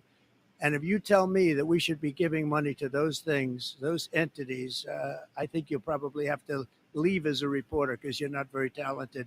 When you look at the kind of money, billions and billions of dollars being thrown away illegally, and there's no chance. I mean, I say it in front of our attorney general. There's no chance that there's not kickbacks or something going on. When you give millions and millions of dollars to somebody that stands to look at something for 15 minutes and walks away with millions of dollars, that money's coming back in some form. And that's only one form of corruption. The biggest thing is what they do to our country. They're taking massive amounts of money and spending it on items. I went through a list of 200 expenditures that were made, and I found 3 that looked like they were reasonable. Okay, 3. And we'll be talking about that tomorrow. We have a lot of stuff. And I want to commend Elon because he's done he doesn't need this. You know, he's abused by you people every day. He's found more things than anybody could find. I think he's got the credibility to do it. I know he does. And it's his group of people. You know, they started off with 12. I call them 12 geniuses. They started off with 12 and they went to 20 and 25. And now they're up to almost 100. People are joining to help them. This is a massive fraud that's taken place. And you know who needs to be in that Doge agency? Zach Voorhees, the Google whistleblower. Yeah, if you guys could help me get his name in front of Elon Musk and President Trump, I'm doing my best. But we need to get Zach Voorhees on the case because he knows how to deconstruct all of the codes and everything that's happening. And he's certainly helped this channel tremendously. And we want to see him elevated to the position where he needs to be seen and be the most effective. We've also got this. President Trump, he has found more, you're talking about Elon Musk, he's got the credibility to do it with this group of people, now almost 100. And here we have this, Ian Miles Chong. The Department of Defense paid $32,000 to replace 25 coffee cups and hundreds of thousands of dollars for soap dispensers. Doge is needed.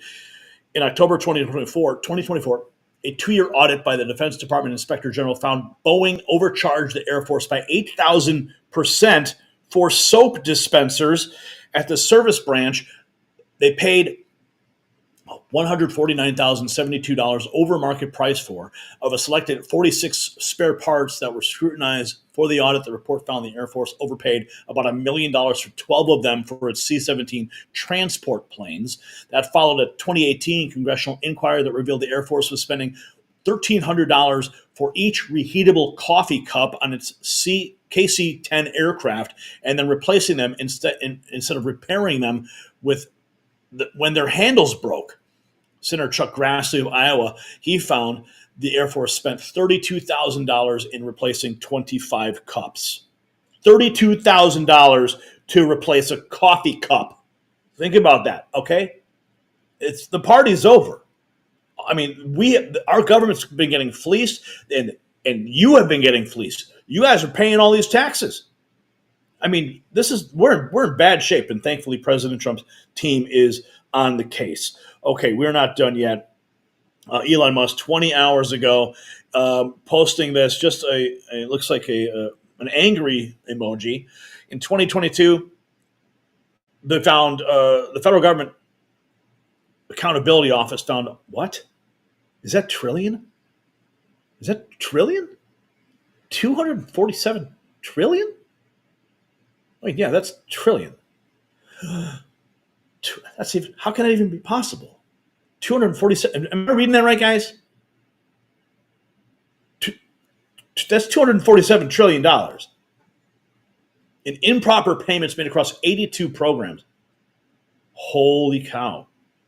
Including $81 billion from Medicaid and $47 billion from Medicare and $250 billion in 1 year that they know and publicly reported. No, that's billion, $247 billion. Pardon me. I see all the zeros. I'm just going, what? How many zeros are there? Is it a billion? Is it a trillion? What's the deal here? Oh my goodness. Yeah, have another sip, Franchi. Okay.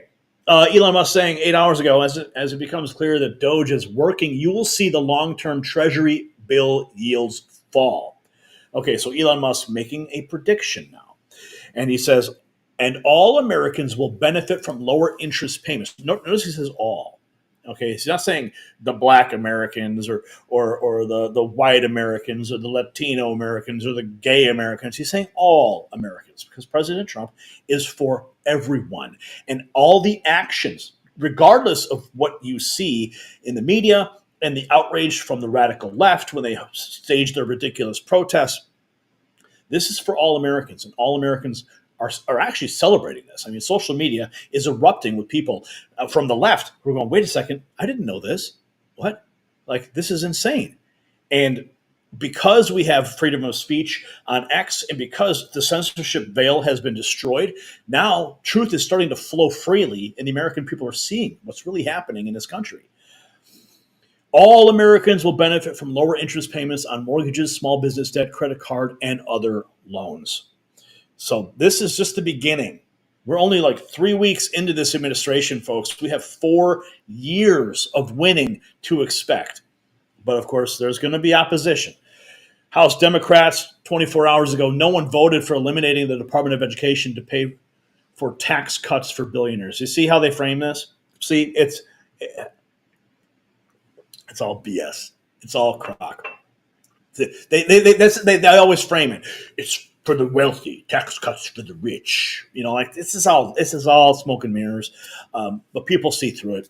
Unfortunately, you have the deceived masses. There's a lot of them, and they continue to take the bait. Just pray for those people. House Democrats continues. No one voted for cuts to Social Security so that Tesla can continue to pay zero in federal taxes. Really?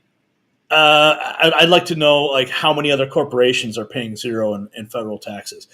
And if they're paying zero in federal taxes, can somebody please point me to their accounting team? I would love to know what they're doing. Okay, because if they're doing that, then it's certainly legal and more people need to do it. Because the way that they're spending the tax money, the government shouldn't see a freaking penny from anybody. All right, let's keep going. And then, of course, they say no one voted for Elon Musk. Actually, we did.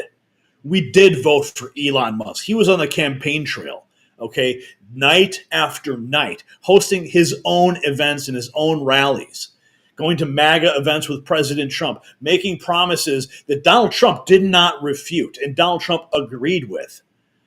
Okay, so when these people say no one voted for Elon Musk, no, we did, in fact, vote for Elon Musk. So don't believe any of the garbage that comes out of the House Democrats. All right. So this was 24 hours ago. This is when Elon Musk was in the Oval Office, and they were quote tweeting ACYN, which is another account I follow on X. And this is what Elon Musk said. That's what democracy is all about. The people voted for major government reform. There should be no doubt about that. That was on the campaign. The president spoke about that at every rally. The people voted for major government reform, and that's what people are going to get. They're going to get what they voted for. And a lot of times, people that don't get what they voted for, but in this presidency, they are going to get what they voted for. And that's what democracy is all about. That's what democracy is all about. Can you believe? You know what I'm happy about? At least the House Democrats, they quote tweeted that clip. So all of their people who are deceived are even getting a dose of truth. So they're doing themselves a disservice when they actually repost Elon's own words, because there's a lot of common sense there. Speaking of common sense, here's somebody who doesn't have any. Whoopi Goldberg claims that no one elected Elon Musk. See, this is the narrative that's being pushed out from the House Democrats. It finds its way onto the lips and the forked tongues of those clucks on The View. And since okay, just before we even say anything, I want to say over the last decade, last 10 years, Musk companies, SpaceX and Tesla were awarded at least $18 billion in federal contracts, according to spending data. And since the president's election, his net worth has increased $64 billion, or nearly 25%. So, yeah, I'm going to say, you want to cut something? Cut some of the stuff you're taking out. Yeah. Because, I get that there's fat everywhere, and yes, we'd all like to see less of it. But what you're doing is a lot more than just cutting fat. You're giving people information that they should not have because they're not the people whose information it is. Yeah. So, and nobody elected you. Yeah, that's the part. That's the part. That's the main part. Whoopi, to your point, Whoopi, about all these government contracts, the billions of dollars that his companies have, his 6 companies have with the U.S. government. What is also very interesting is the cutting that he has done with the federal agencies. Those very same agencies have 32 continuing investigations, complaints, or enforcement actions against his companies. Mm-hmm. Those are the agencies and the people that he is cutting. So all of it is inuring to his benefit. And what is really rich to me, again, is that he is not elected, and he is talking about our American democracy. A man who grew up... It's our republic, by the way. In South Africa during the apartheid era, benefited from apartheid. And apartheid is the very antithesis to our American democracy, because in South Africa today, there is, 81% of South Africans' population are Black Africans.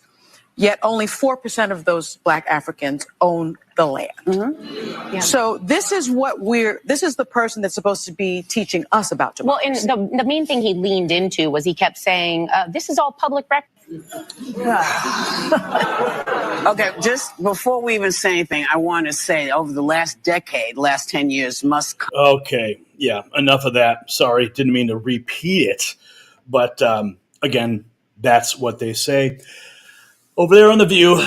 And the narrative is continuing to be pushed through the mainstream sources. USAID, a Muse 11 hours ago. The swamp is deep. One of the activist judges blocking Trump's agenda, Judge John Bates, is married. Oh, it makes sense. It all becomes clear. Judge John Bates is married to the founder of a USAID-funded NGO. Carol Rees is a Democrat lawyer who started Hope for Children in Ethiopia, a longtime USAID grant recipient. Hat tip to Pepe's grandma on that. The wife of a judge blocking the Trump administration is a USAID grant recipient. I wonder what the pillow talk is in that house, right? And then we have this from Real America's Voice. Oh, yes, I love it. It's Rand Paul.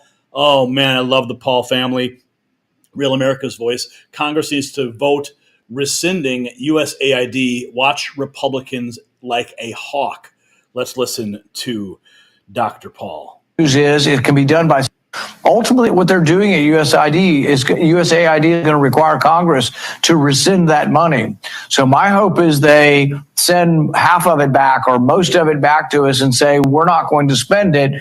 But then Congress, to make this all lawful and legal, is going to have to vote on what's called a rescission package. But the good news is it can be done by simple majority privilege vote, meaning there's no filibuster.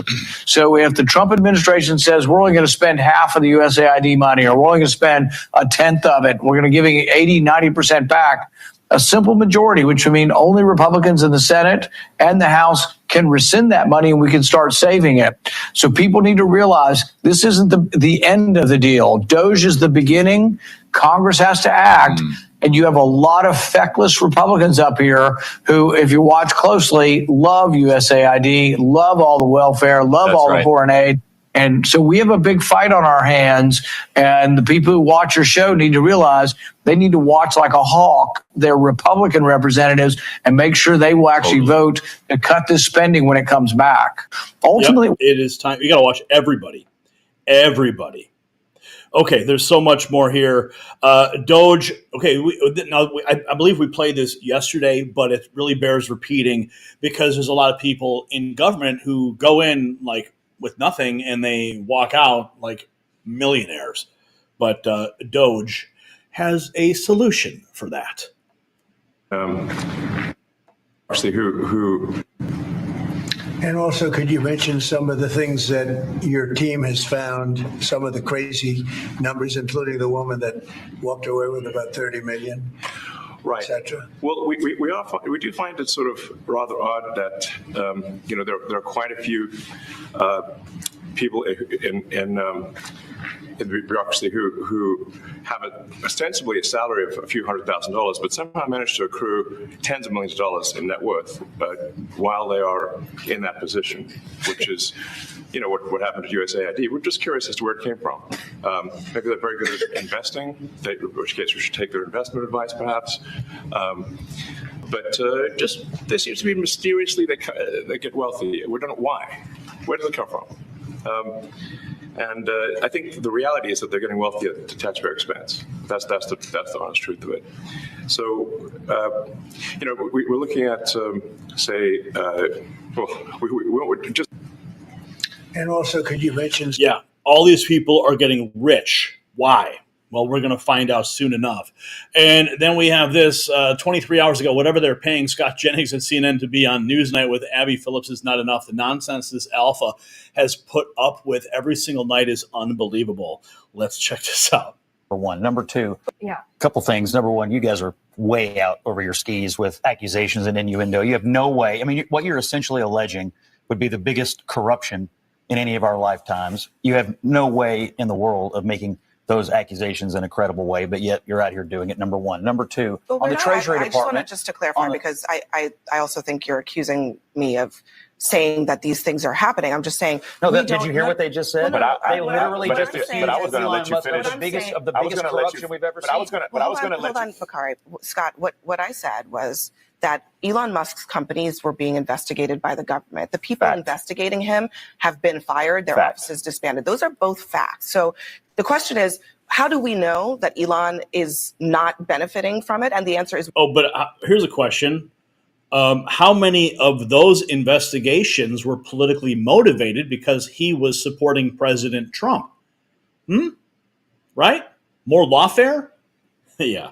He opens up Twitter, renames it X, and frees speech on social media, stole the narrative away from people like this on CNN.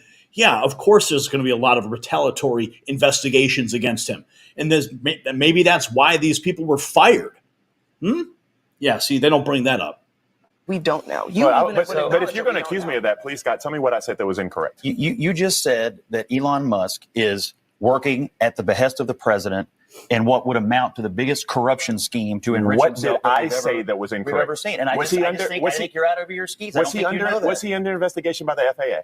I think you guys are over. Before you blanket you guys, I made it very clear based on images and data and the transparency that we have that USAID's resources that have been halted in place are resulting in massive waste. And why?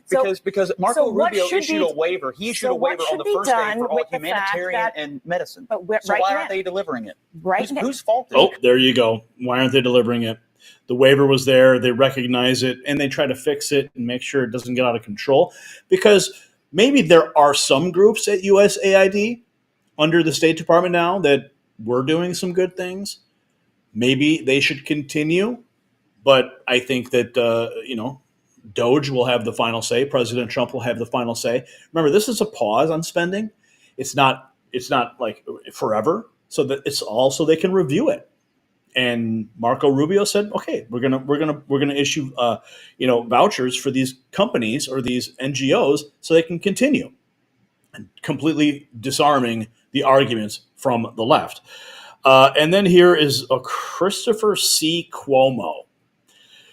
It blows my mind to see this guy. Now he's on News Nation, and he's just sounds so different these days, doesn't he? Maybe it's just the paycheck. Business. What a moment we had today. I have never seen anything like it. That presser was one of the most informative of the Trump era. And no small irony, it wasn't him doing most of the talking. But we learned more about what the administration is doing and how it responds to legitimate and, yes, some illegitimate scrutiny. Elon Musk, center stage, very different than the head troll on his social media trash site. He had his son playing along on his shoulders, and it was reminiscent of the JFK days with John, if only because of that. But there was also this spirit trying to be inculcated of let's do things. I had that same feeling about John when I saw this moment. I really did. It's funny that he brings it up. I think a lot of people felt that way. Things different. Let's try to be a new generation here. Of course, Trump is part of the older generation, but Musk is not. And he held forth on how he is trying to change the way government does business. Take a listen. The people voted for major government reform. There should be no doubt about that. That was on the campaign. The president spoke about that at every rally. What are the two ingredients that are really necessary in order to cut the budget deficit in half from 2 trillion to 1 trillion? And it's really two things: competence and caring with deregulation, because there's a lot of regulations that don't ultimately serve the public good. We need to free the builders of America to build. Because if you can get $1 trillion of economic growth and you cut the budget deficit by $1 trillion, between now and next year, there is no inflation. I've never heard so much said, and yet the president is just sitting there listening. It is completely unorthodox. But does that mean it's bad? No. I know the game is about reflexively attacking the side that you hate or anything that is different. But let's be honest. Does anyone think a majority of this country does not want government waste eliminated? Of course, we know there was an ugly and obvious split on who people thought could better affect change in this past election, but changing how well the government works was clearly on the ballot. And the obvious conclusion is nothing changes if nothing changes. So the order of the day was get smaller. And Trump did his part directing government agencies to let Musk and his minions in, to work on reducing the size of federal government by reducing certain expenditures and workforce. For example, they can only hire one employee for every 4 who leaves government. The problem for me in the room wasn't Musk or even the man seated quietly at the desk, but some of the pushback from the media, which really seemed to be a defense of the status quo. And the Democrats acting the fool outside and online about every attempt at change being made by Musk and Trump. Instead of getting the message, you need better ideas than he has. Yeah, better ideas, and they'll never have them. There is so much waste, fraud, and abuse and overspending in our government, and the Democrats never wanted us to know about it. Judge Janine going into it on Fox as well. What's happening? You know what this is like? This is like saying that a prosecutor, if that prosecutor sees fraud and abuse, shouldn't This is not be, fraud and abuse, Can I Judge finish? Janine. Let me finish. If you see fraud and abuse, you should just ignore it. Here's the bottom line. There is so much fraud, abuse, overspending, and corruption in our government, and the Democrats never wanted us to know about it. Never gave us the ability to look at it. And so now we have a man who had 4 years out of office to say, you know what, there's a lot more going on than we know. And all of a sudden now, and this isn't rocket science, you go in, it's like bringing in a forensic accountant and saying, can you look at these books? No one is losing anything. There's a temporary hold. We're going to decide what we're going to do with this. And in 3 weeks, they've unearthed incredible things that the American people are disgusted with. We're paying for transgender operas in foreign countries, having nothing to do with promoting American interests. And all of a sudden, they want to say, well, you know, this is all for Elon's billionaire buddies. Got nothing to do with that. It's about saving my hard-earned taxpayer dollars. And in the end, they want to turn it into something that it's not. But this has gone on for years. And finally, we're taking a look at the books. And now we've got a judge to say, you can't look anymore. I want to stop you from looking at the books. How un-American is that? That we can't even decide where there's fraud and abuse. And people, 83% of the people in this country wanted change in this government. And as Elon Musk said, it's about competence and caring. And you know what? I care about the fraud in this government, and they're unearthing it they've only been through Doge, through USAID. Wait. So the numbers we've seen tonight are staggering. Doge's initial findings exposed a web of waste and corruption that even the most hardened cynics couldn't have imagined. From $57,000 for climate change studies in Sri Lanka to millions funneled through USAID to questionable NGOs, the depth of this financial cesspool seems bottomless. But here's what's really interesting. House Democrats aren't just nervous, they're terrified. Why? Because for the first time, we have a team that can't be bought, can't be intimidated, and won't back down. So here's tonight's question for the comment section. When Doge exposes trillions in government waste, should those responsible face criminal charges, or is firing them enough? Stand strong against government waste with our bold MAG Avengers gear at shop.nextnewsnetwork.com. All right, folks, let's see. I think, wow, you guys are killing the super chats tonight. Unbelievable. Okay, so we've got over almost $400 in super chats. Holy cow. Okay, so Tammy Lee gave $100 earlier. Thank you so much for that, Tammy. And then Maria, she gave $9.99 just shortly thereafter. Everything is for Christ. Christ is King. And Barbara, $10 for a pear character. How funny is that? Ross Butler dropping $50. Holy cow. Keep up the good fight and buy XRP. Oh, yes, Ross. Don't you worry. And then we also have this, a new member, William Valley Enterprise Development, gifted one Next News Network membership to KP, who received it. And Parmis Dax also gifted a membership tonight to Matt Farms. He was the one who received it. And then we have Mr. MRO Levon, who just became a member. So welcome to the family, MRO. And then also he dropped $5 shortly thereafter. Which side are you on? 1931 Florence Reese coal mining activist, Harlan County, Kentucky. Oh, is that the origin of the song? They just rewrote? Sounds like it sounded like it had something was there before. It sounded like an old activist song. And then TK's custom supermods. Which side are you on? Which side are you on? Oh boy. Yeah, that's going to be like the meme of the night, right? Okay, we've got more news to get to here on the Raw feed live from the heart of the swamp. Yes, right outside my window, I can see the Treasury Department, and then I can see the White House gate where I will be tomorrow. Amazing stuff happening. I'm so excited. I'm also a little bit nervous, but hey, it goes with the territory, right? Today, history has been made in Washington. Tulsi Gabbard, the woman who dared to challenge the deep state's darkest secrets, has been sworn in as Director of National Intelligence. Now, the same intelligence agencies that tried to bury the truth about Ukraine's biolabs answer to her. And the establishment's reaction, pure panic. Mitch McConnell, the lone Republican no vote, tells you everything you need to know. But here's what the media isn't telling you. Gabbard's confirmation wasn't just a victory. It was a complete realignment of power in our intelligence community.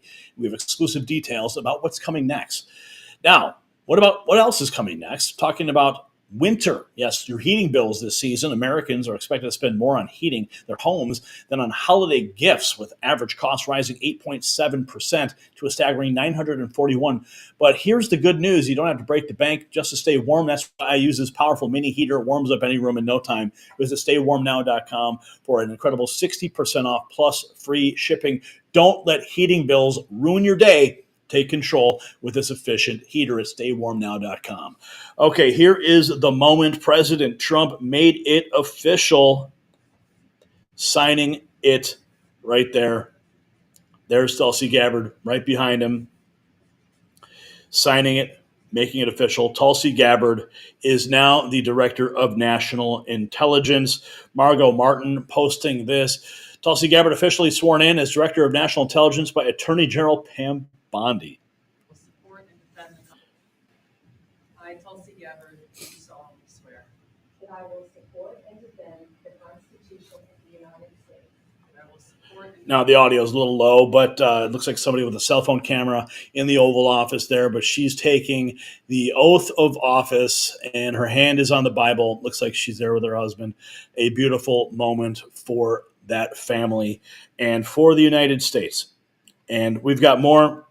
Mitch McConnell was the only Republican no vote on Tulsi Gabbard. He stated he will also vote no on RFK and Kash Patel.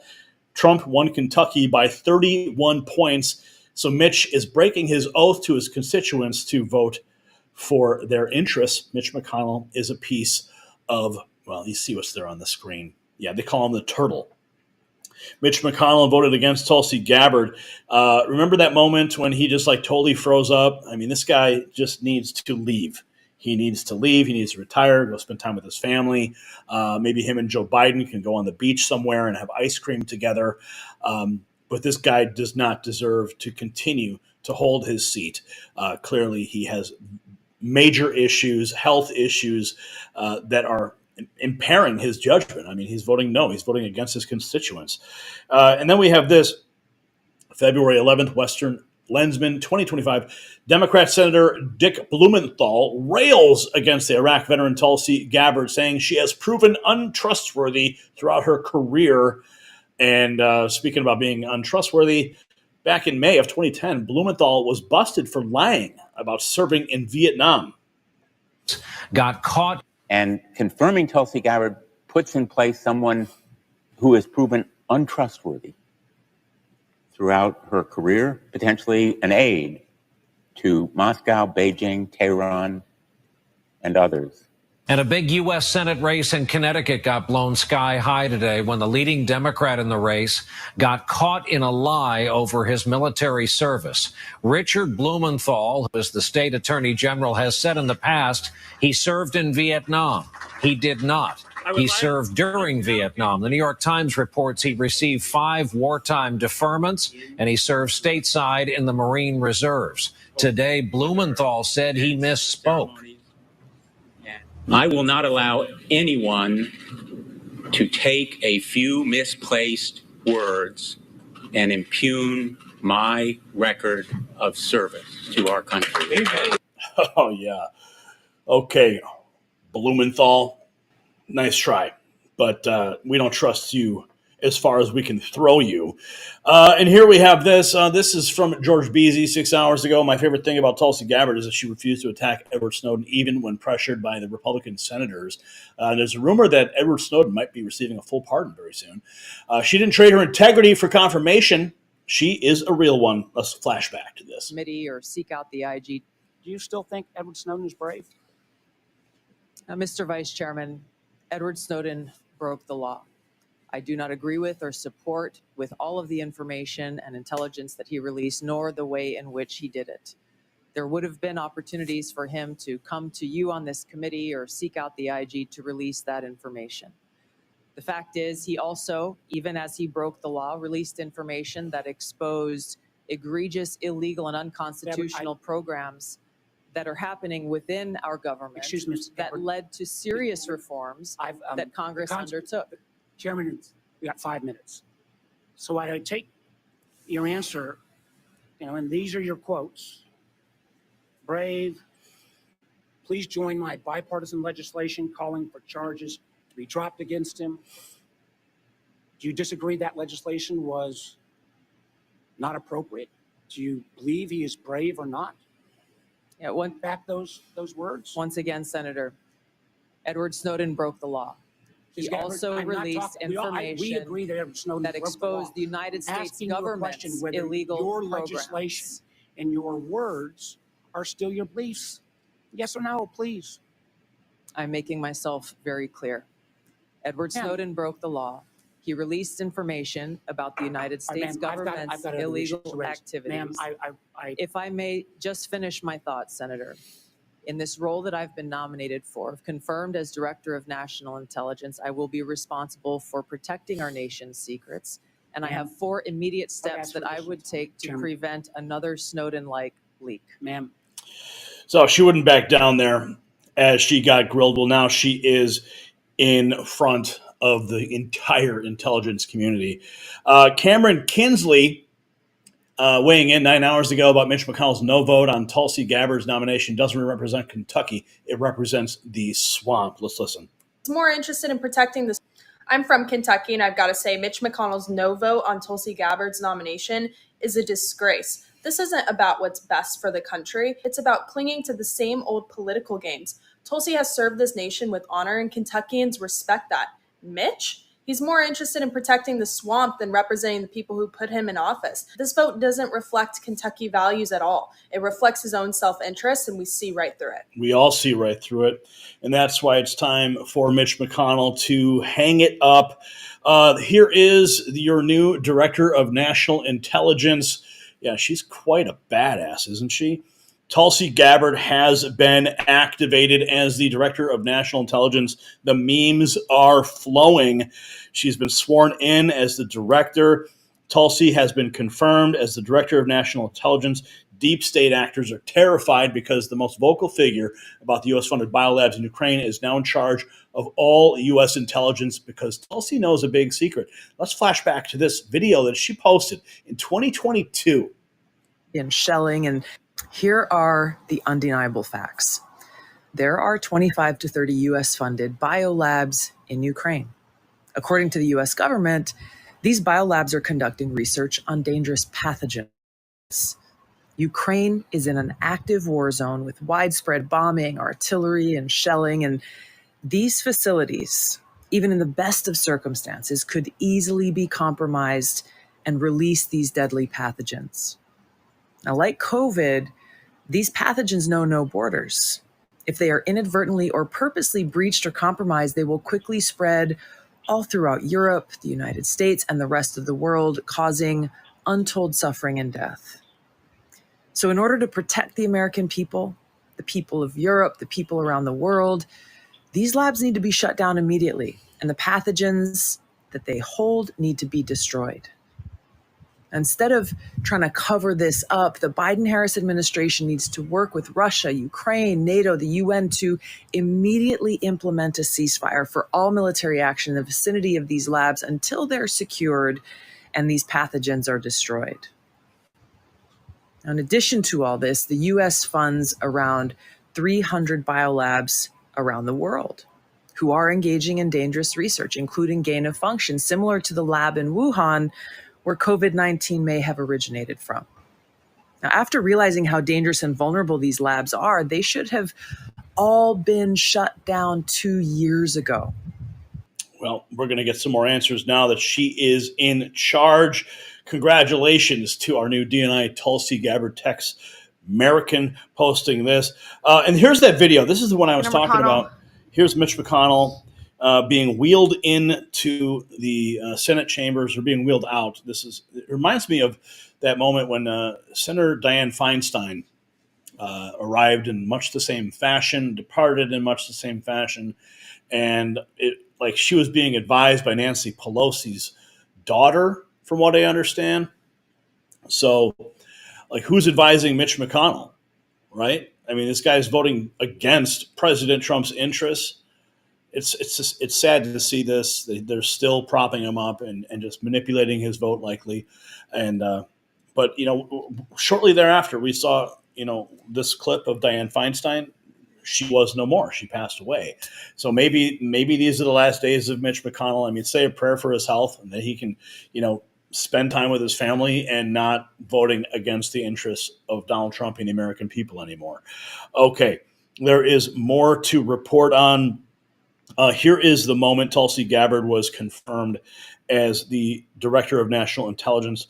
First, Kash Patel, now Tulsi Gabbard. Trump's appointments are a win. Has enough votes. All right, we have breaking news now. We have been monitoring while that hearing was going on Doge. We will get right back to it. But for now, Tulsi Gabbard has enough votes to become the next Director of National Intelligence. This would be the 14th member confirmed of Trump's choices for the cabinet.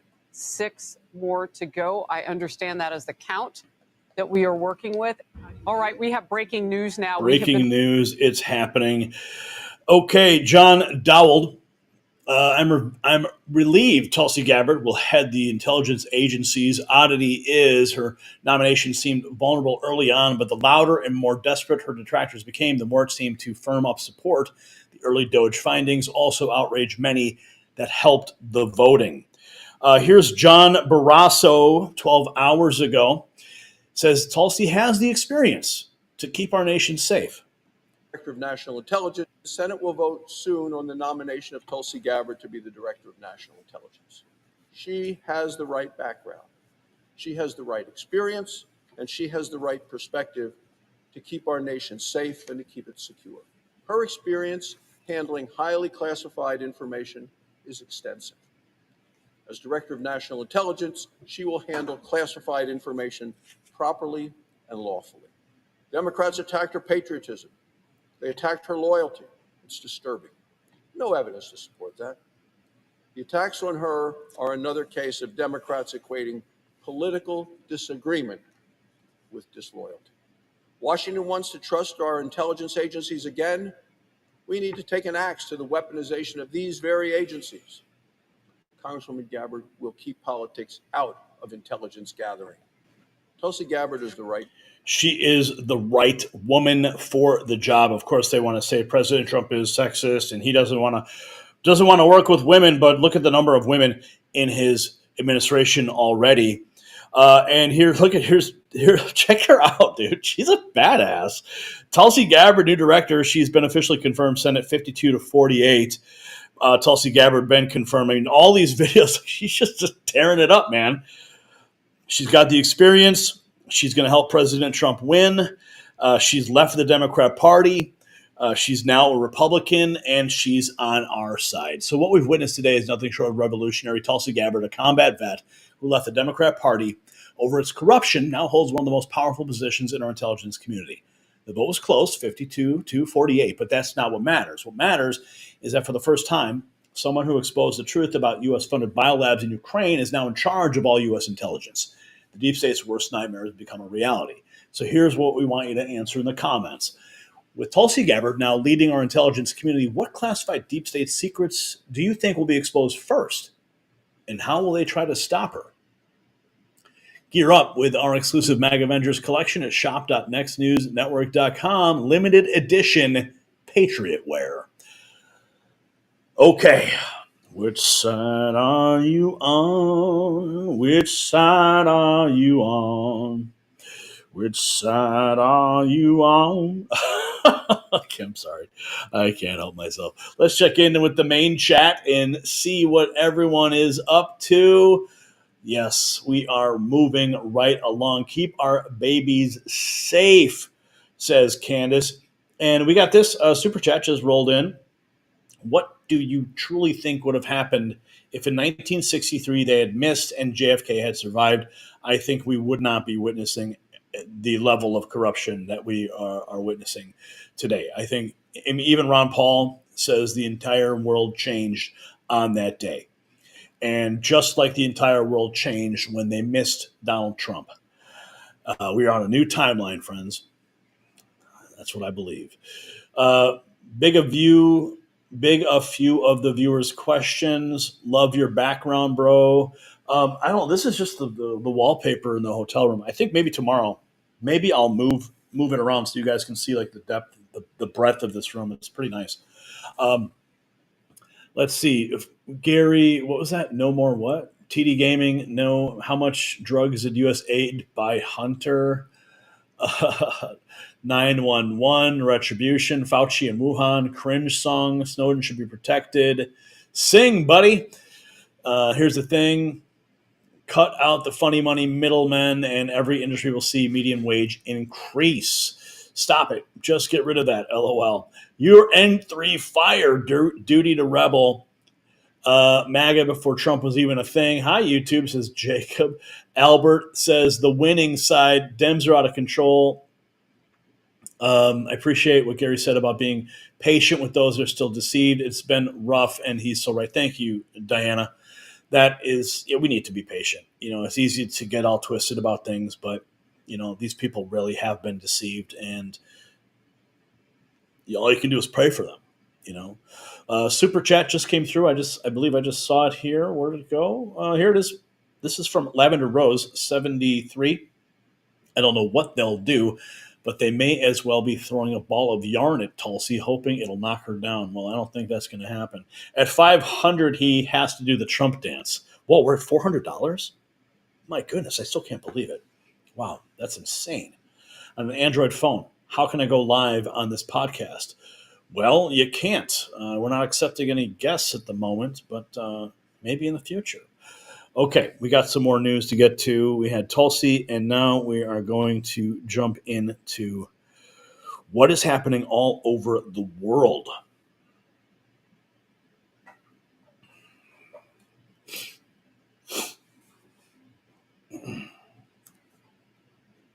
Breaking news tonight, a seismic shift in global politics that the mainstream media never saw coming.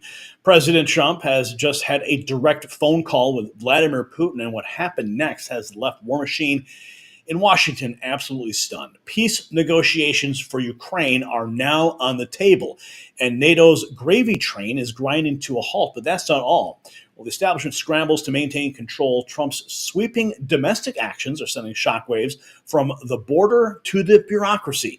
We've got exclusive details about how this masterful diplomatic move connects to the complete dismantling of the deep state apparatus. And speaking of apparatus, yes, your energy bills are rising at a historic rate with no end in sight. Studies reveal energy costs have skyrocketed by as much as 60% in just 2 years. That's why tens of thousands of Americans are installing this groundbreaking device, slash their energy bills. Plug it into your home's wall outlet and start lowering your energy consumption immediately. Visit don'twastepower.com and get 65% off with the limited time deal, plus fast shipping and a 60-day satisfaction guarantee. Don't wait. Order yours at don'twastepower.com before they sell out. Okay, Pam Bondi, our new head of the Department of Justice, she had a press conference today, highly anticipated press conference, where she went absolutely scorched earth. Gunther Eagleman saying, The hammer of justice is swinging. Pam Bondi went scorched earth. This is huge. Listen to this. Being back here. So thanks for being patient with us with the delay. We're here today because we have filed charges against the state of New York. We have filed charges against Kathy Hochul. We have filed charges against Letitia James and Mark Schroeder, who is with DMV. This is a new DOJ, and we are taking steps to protect Americans, American citizens, and angel moms, like the mom standing right behind me, who you're going to hear from in a moment. New York has chosen to prioritize illegal aliens over American citizens. It stops today. As you know, we sued Illinois, and New York didn't listen. So now you're next. Millions of illegal aliens with violent records have flooded into our communities, bringing violence and deadly drugs with them. With me today, I'm So we're now seeing lawsuits filed against Kathy Hochul, Letitia James, and Mark Schroeder in the state of New York, friends. Buckle up, because the hammer of justice is swinging.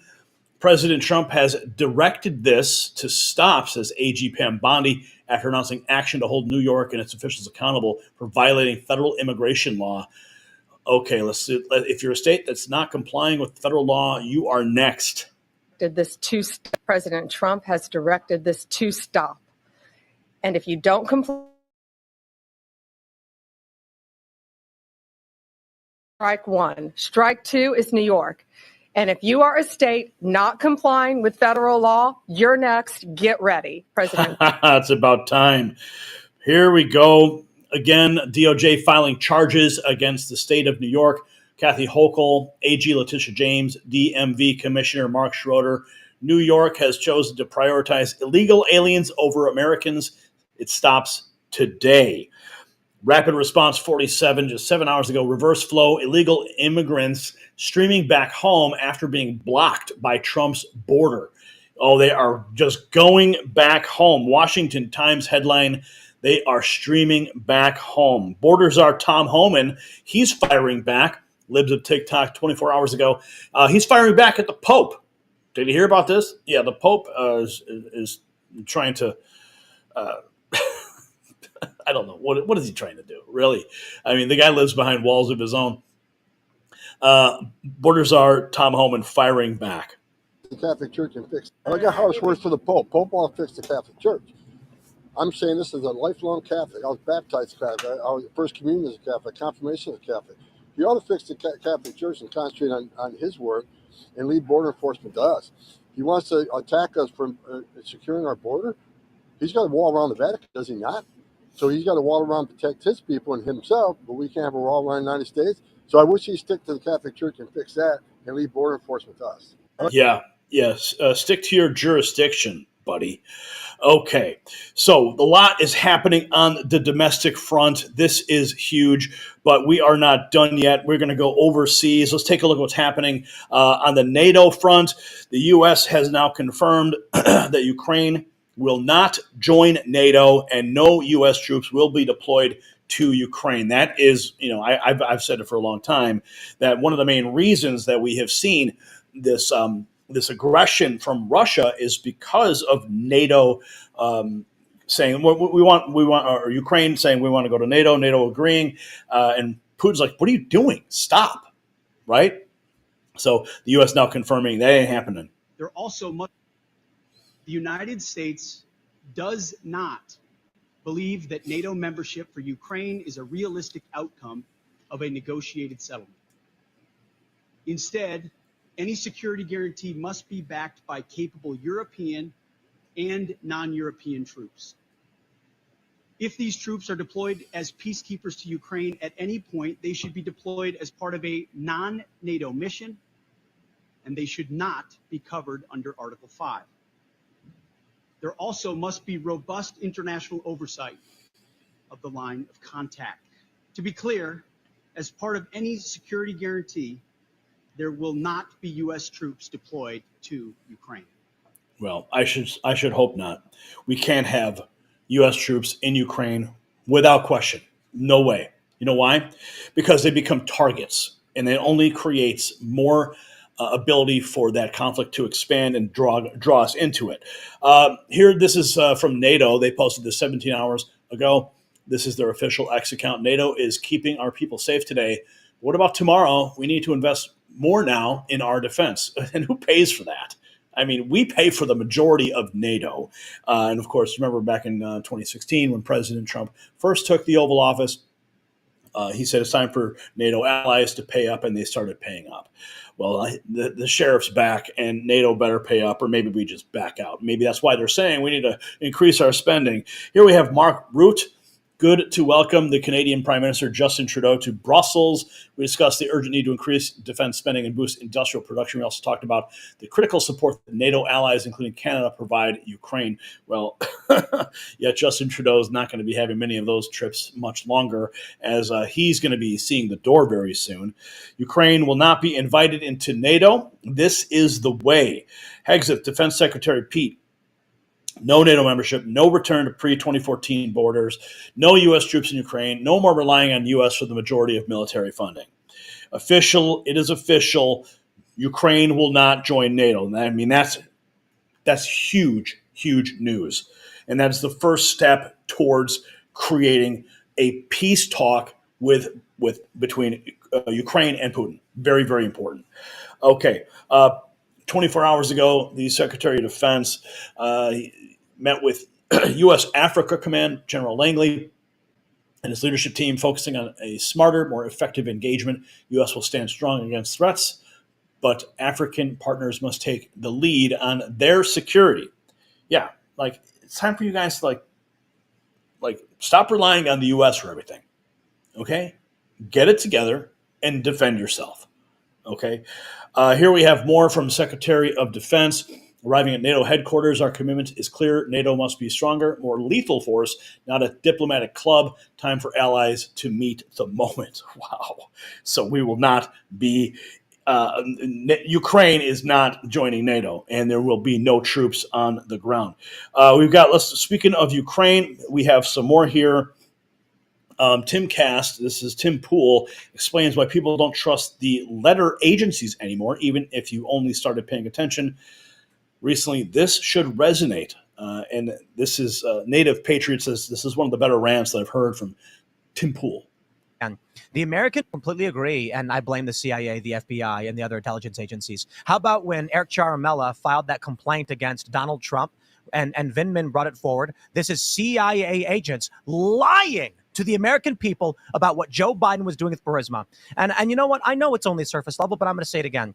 The American people have a right to know, to a great degree, what is going on with our government and why we are involved in foreign countries. Joe Biden flies to Ukraine. His son's involved in an energy company, largely, presumably having to do with the Gazprom gas monopoly, as I bring it up 800 million times. So the U.S., through the CIA, with the CIA counterterrorism director on the board of Burisma, along with the president's son, is trying to operate in what they call American interests, despite the fact the American people reject it outright. And when Joe Biden flies over there, right after his son called saying, please help, the prosecutor in Ukraine is investigating the founder of the company that we're using as a CIA front to go up against the gas monopoly because we want to build a pipeline through Qatar and Turkey. I'm not going to get into all of it. Let me put it this way. The American people do not want to be involved in Ukraine, do not want the vice president flying to Ukraine and offering $1 billion in loan guarantees for any reason. And no matter what the American people say, they keep doing it. And when they keep doing it, but that party is over. Vigilant Fox, Tucker Carlson claims, a report here, claims that up to half of U.S. weapons sent to Ukraine are being resold on the black market, including the Mexican drug cartels. Quote, this is a fact. Let's take a look at Elijah Schaefer covering this. Tucker Carlson is in the news again as he accuses Ukraine of reselling U.S. weapons to Mexican cartels. This is a true story, by the way. Several bombshell claims were made on Tucker Carlson's show while he interviewed Lieutenant Colonel Daniel Davis, a retired United States Army officer who was awarded a Bronze Star for valor in Afghanistan. Carlson stated that billions of dollars worth of U.S. arms are being siphoned off and sold to America's enemies. While the black market arms trade in Ukraine during the war has been long documented, Including mainstream media sources, Carlson and his guest, Colonel Davis, agreed that many weapons have made it into the hands of Mexican drug cartels, among other criminal organizations. Ukraine receives American weapons. They are skimmed by Ukrainian military officials who then sell them to the cartels. The show attested or asserted. I have a full video clip for you here. Check this out. Here he is on the show. Watch. Second fact, not guess, fact is Ukrainian military is selling a huge percentage, up to half of the arms that we send them. Half. And I'm not guessing about this. I know that for a fact, okay? Not speculation. And they're selling it, and a lot of us winding up with the drug cartels on our border.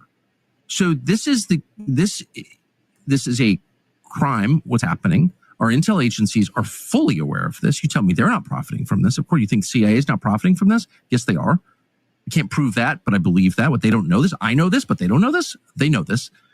And no one is saying it. Like, no American seems aware of this. We're sending these arms to Ukraine, hundreds of billions of dollars, and it's being stolen and sold to our actual enemies. Like, what the? I'm trying not to. Yeah, exactly. What the hell? Okay, and then we got this. Oh, here's our new director of national intelligence. And this was posted 9 hours ago by Liz Churchill. Good luck, deep state. Mitt Romney called me treasonous liar. This is Tulsi Gabbard talking with Tucker. Is anything to call me a treasonous liar was saying, hey, there are U.S. funded, DOD funded biolabs in Ukraine that should be secured because there's a war going on over there. And the last thing we or the world needs is anything going on in those biolabs being unleashed in a way that could pose a threat to people. That was seen as... but I should just say you weren't guessing. No. You got that, or it was confirmed in any case, in a public exchange in the Senate between Marco Rubio of Florida, the sitting Republican senator, and Victoria Nuland, the Undersecretary of State, who volunteered it on camera. Yes. So... And it was on the DOD website talking about their long history of funding these biolabs, not only in Ukraine, but in many other countries. Of course, because around the world. Outside U.S. law.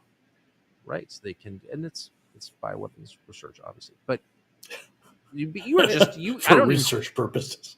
I think you said that. You just said basically what the Undersecretary of State said in the Senate. Oh, yeah. We're not done yet. That's all what's going on with Ukraine. Let's now jump over to what's going on with Vladimir Putin. Here is the president 5 hours ago. In Munich, and we're going to be meeting, actually tomorrow they're meeting in Munich, as you know, and we're going to have some other meetings, and I'll be dealing with President Putin largely on the phone, and we ultimately expect to meet. In fact, we expect that he'll come here and I'll go there, and we're going to meet also probably in Saudi Arabia. The first time we'll meet in Saudi Arabia, see if we can get something done. But we want to end that war. That war is a disaster. It's a really bloody, horrible war. And it's time to end it. Here's Charlie Kirk on President Trump going to Russia. What? Body politics. Oh, and here's the big news, everybody. Whoo, it's the big one. You ready? It's going to shake the very body politic of D.C. You can feel the trembling, the screaming. Yeah. President Trump going to Russia. Democrats will surely lose their mind on this one. Here we have more. Donald Trump says Russian President Vladimir Putin has agreed to negotiate the end of the war in Ukraine. This person, Brianna Morello, says this infuriates me. Well, let's hear what she has to say. Now both sides are... So you're saying it was always possible. It was always possible to end the war in Ukraine, and all he had to do was cut off the funding. President Trump has only been in the White House for 3 weeks, and he just managed to possibly end the war in Ukraine. Now both sides are coming to the negotiation table to work out a deal. The Biden regime has been funneling our money into this war for years now. And guess what, folks? Ukraine was always going to lose this war. They were always going to lose land. It's infuriating because 700,000 Russian and Ukrainian men were forced to fight this war for no reason. And they died. Our money went to that. Endless blank checks cut for Ukraine. And according to Zelensky, they didn't even receive all the money. Folks, We have to investigate. People need to go to prison for this. Okay? These men died for nothing. Nothing. This whole time, both sides would have came to the table if we stopped funding their war. Those on the right have been talking about this since day one. And what happened? Nobody cared. It's heartbreaking. It's devastating. Yes, this is an incredible moment for the Trump administration, but gosh, man, we have to live now with the fact that our money went to kill 700,000 Russian, Ukrainian men. And now those families will never recover from this. Yeah, that's what you get, man. Keep funding the war. More people die. We just want to see people. We just want to see peace. Okay. Is Trump going to visit Putin in Russia? Here's more from Real America's Voice and Charlie Kirk. Yeah. And Trump is a true believer in making a deal. Go to Russia? Why not? Why can't I do that? Reagan did that. Why can't I go to Russia? Oh, no, you can't do it. Same reason he went to North Korea. Go sit down with Vladimir Putin. Strike a deal. End the killing. You see, but D.C. is full of below average operator bureaucrats that are infected with the same disease. It's not about peace. It's about war. It's not about prosperity. It's about a quagmire. President Trump continues. We have also agreed to have our respective teams start negotiations immediately, and we'll begin by calling Zelensky of Ukraine to inform him of the conversation, something I'll be doing right now. By the way, I think this is all incredibly interesting timing. JD is at the Munich Security Conference this weekend. Woof. Oh, the shadow government and the deep state, they are not happy. They want more people dead. The shadow government's fine, 1 million people dead. Let me be as morally clear as I possibly can. Joe Biden rejecting peace deals that, by the way, would have been even better for Ukraine in 2022 than they are today in 2025, which got over 1 million people killed. Joe Biden will be responsible for one of the greatest crimes against humanity of this generation. Probably up there with George W. Bush. Completely senseless. And Joe Biden and Tony Blinken and Kamala Harris and that entire cabal of criminals, they said, oh, no, we can't broker peace. But now the peace deal that is on the table is far better for Russia than the one if they would have accepted that. And we told them in Istanbul, you got to take this deal. Oh, no, can't do that because we can't bend the knee to Russia. And these people are responsible for the deaths of hundreds of thousands of women and children. I've asked Secretary of State Marco Rubio, who's doing a great job, by the way. Great job. Marco Rubio, John Ratcliffe, Michael Walls, and more to lead negotiations, Steve Witkoff. I feel strongly we'll be successful. Millions of people have died in a war that never would have happened if I was president, but it did happen, so it must end. So no more lives should be lost. I want to thank President Putin for his time and effort with respect to this call and for the release yesterday of Mark Fogle, a wonderful man that I personally greeted last night at the White House. By the way, here's the front page of the Wall Street Journal. Mark Fogle, Joe Biden didn't get him home. Nope. Right there, kissing the ground when he comes into America. Amen. We're living in a different time. Finally, we have peace on the table here. Here's the Fox News report. President Trump has spoken with Russian President Putin, and some details come directly from the president. He has just put out on his Truth Social, and so it's everywhere now, that they discussed Ukraine, the Middle East, energy, artificial intelligence, and the dollar. He also revealed the two agreed to visit each other's countries. He said, I had a lengthy and highly productive phone call with President Vladimir Putin of Russia. I just read what he said they talked about. We both reflected on the great history of our nations and the fact that we fought so successfully together in World War II, remembering that Russia lost tens of millions of people as we likewise lost so many. We each talked about the strengths of our respective nations and the great benefit that we will someday have in working together. But first, as we both agreed, so this is Trump posting about his recent call just moments ago with Putin. He said, but first, as we both agreed, we want to stop the millions of deaths taking place in the war with Russia and Ukraine. President Putin even used my very strong campaign motto of common sense. We both believe very strongly in it. We agreed to work together very closely, including visiting each other's nations. We also have agreed to our respective terms, starting negotiations immediately. And we will begin by calling President Zelensky of Ukraine to inform him of the conversation, something which I will be doing right now. So this is playing out contemporaneously as we're here live on Outnumbered. I have asked Secretary of State Marco Rubio, Director of CIA John Radcliffe, National Security Advisor Michael Waltz, and Ambassador and Special Envoy Steve Witkoff to lead the negotiations, which I feel strongly about will be successful. Millions. It's time. It's long overdue. We need to get this thing done. Too many lives have been lost. Too much money has been spent, and the American people are pissed. It's time. Okay? It's time. We need peace. So the significance of what we've witnessed today can't be overstated. President Trump's direct negotiation with Putin isn't just about ending a war. It's about dismantling the entire corrupt system that profits from endless conflicts. No NATO memberships for Ukraine, no U.S. troops on the ground, no more blank checks. Meanwhile, here at home, Trump's DOJ is taking unprecedented action against sanctuary states with charges filed against Governor Hochul and other New York officials. This is what real leadership looks like. So here's tonight's question for our viewers. If President Trump can negotiate peace with Putin in one phone call, what does it tell you about the last 4 years of endless funding for Ukraine?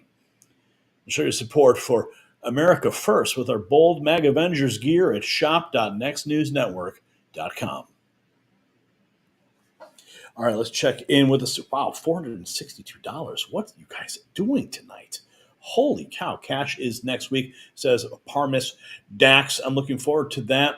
Okay, we've got Tyranny. Oh goodness, Tyranny. Wow, 22 minutes ago. Oh wow. Okay, I'm going to get to Tyranny in a second. I don't know what they'll do, but they may as well be throwing a ball of yarn. Okay, Eustace is if they prove that Biden cheated to win, do his pardon still stand? Holy cow. $5 from Useless Idiot. And Tyranny dropping $49.99. Praying for you and Angie. You two are change makers. I am so excited for you. Thank you for such a beautiful tribute to my mom. Now, if you don't know what I'm talking about or what she's talking about, at the beginning of the show, we dedicated this program to her mother who just passed away. And Tyranny is a friend and a big supporter of the show. And she's putting her money where her mouth is, too, tonight. $49.99, which is totally not even necessary. But it's that kind of support.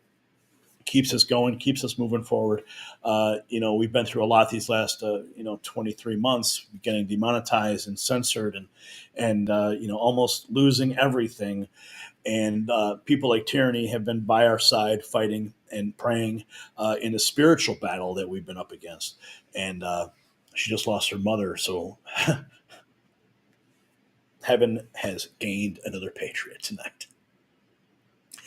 Parmis Dax dropping $2. Thank you, Parmis. She says here, we need a never tired of winning sticker now. All right, we'll work on that. We should get some new stickers for you guys.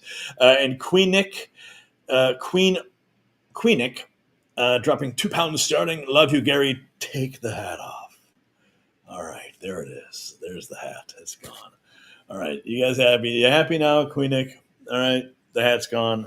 It's a little matted down, but it is what it is. Okay. All right. I did just get a haircut though, right before I left, because hey, I'm going to the White House tomorrow. All right, but the hat's going back on right now because I just kind of feel like all put together with it on. Oh boy. Okay. I'll check in with the super. Not just the super. Oh, Diane became a member 3 hours ago. Okay, we've got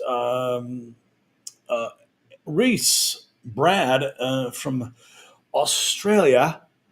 I want to see your Trump dance, Gary. Well, how do you do the Trump dance? Hey, all right. How does he do it? Punching and fist pumping and all that. Okay, there you go. Wear your hat to the White House. I don't know. Love you, Gary. Thanks for what you do, says Charlie. Papa Renegade wants me to wear the hat. Mary Mac 11. What's up there? Paul, the delivery guy, dropping $5. What does he say? I heard they're letting non-MSM people like podcasters and YouTubers ask questions at the White House press conference. Have you signed up? Well, Paul, I'm going there tomorrow. I'm actually in Washington, D.C. right now, and out my window, I can see the Treasury Department. Okay, and right on the other side of the Treasury Department is the White House. I can look out my window and I can see the White House gate right now. So we're here, and tomorrow, 2 p.m., Angie and I are going to the White House to get our official press credential hard pass.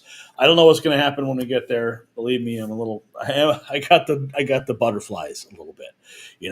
I've been fighting the media war for over 20 years with my wife, and now we're finally like going into the place where, the seat of power.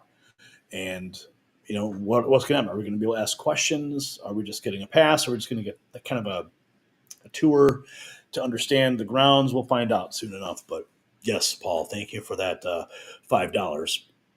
And now you know. Okay, let's see here. Duty to Rebel. What's up? $5 on that one. We're at $4.79. Go, Gary, take your shirt off. No. You don't want to see me without my shirt right now. Carrie needs to do the Trump dance to studio. Actually, I'm going to be getting back with my personal trainer. I'm going to get back in shape. After we lost all of our monetization, I just couldn't afford having a trainer. I was putting in like 15-hour days. My nutrition was off. I wasn't staying in shape. I put on some weight, but it's time to take it off. And, in the next 6 months to a year, you're going to see a complete transformation of Gary Franchi. And I'm excited to make the commitment again with my trainer. Gary needs a Foster's. No. I don't like to drink beer personally. I think it has too many calories and too many carbs. So I just stick to spirits personally. I like bourbon. I like vodka. I like tequila. Those are my three wise men. Can you show us the window view? I wish I could.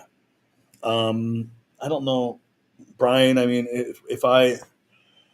what if I called in the show with my phone? Could I do that, Brian?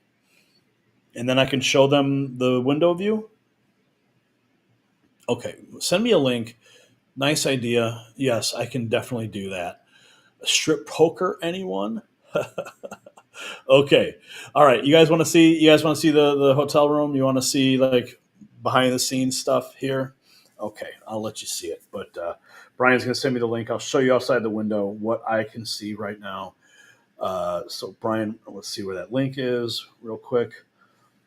And then we're going to call it a night, but I'll show you what I see here. Okay, let's see. Clicking the link, visit the site, opening up the studio. Okay, I'm going to join the broadcast. Okay, Gary, on my desk? Yeah, I'll mute the microphone on my desk. Okay. One second here. Okay. Gonna mute my. Okay. Join the broadcast. Okay.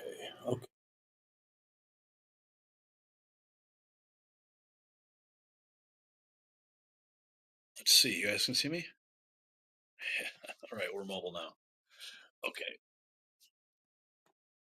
Let's see. Where are we at? Okay, you can see like this is all the gear. Like this is all the stuff that we use to get all the show organized. You got all this stuff that had to be plugged in, organized, set up.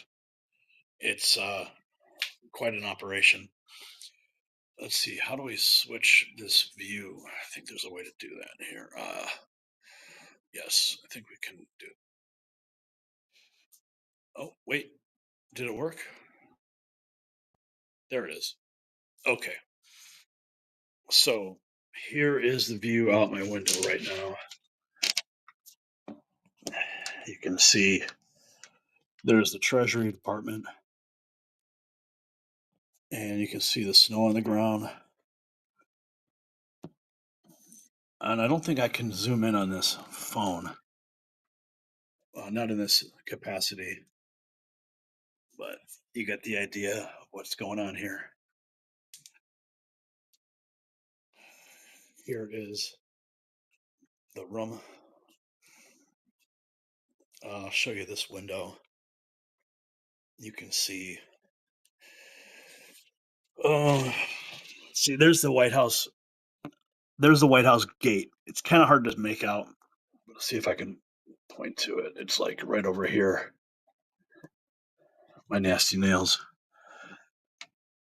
Okay. What else have we got here? Over here,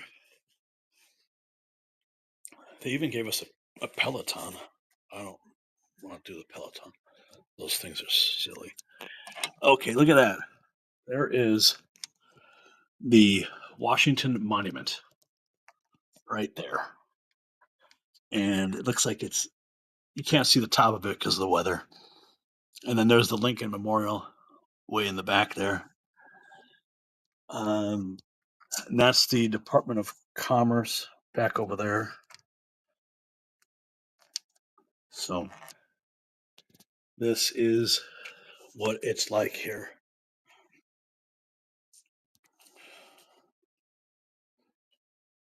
So now you guys see what it takes. Here's some of the gear I've got. And here's my other black hat. My business cards. And some other gear.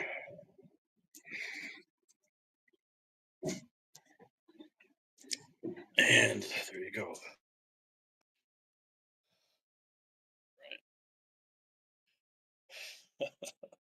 Okay, Ryan, you can shut this thing down.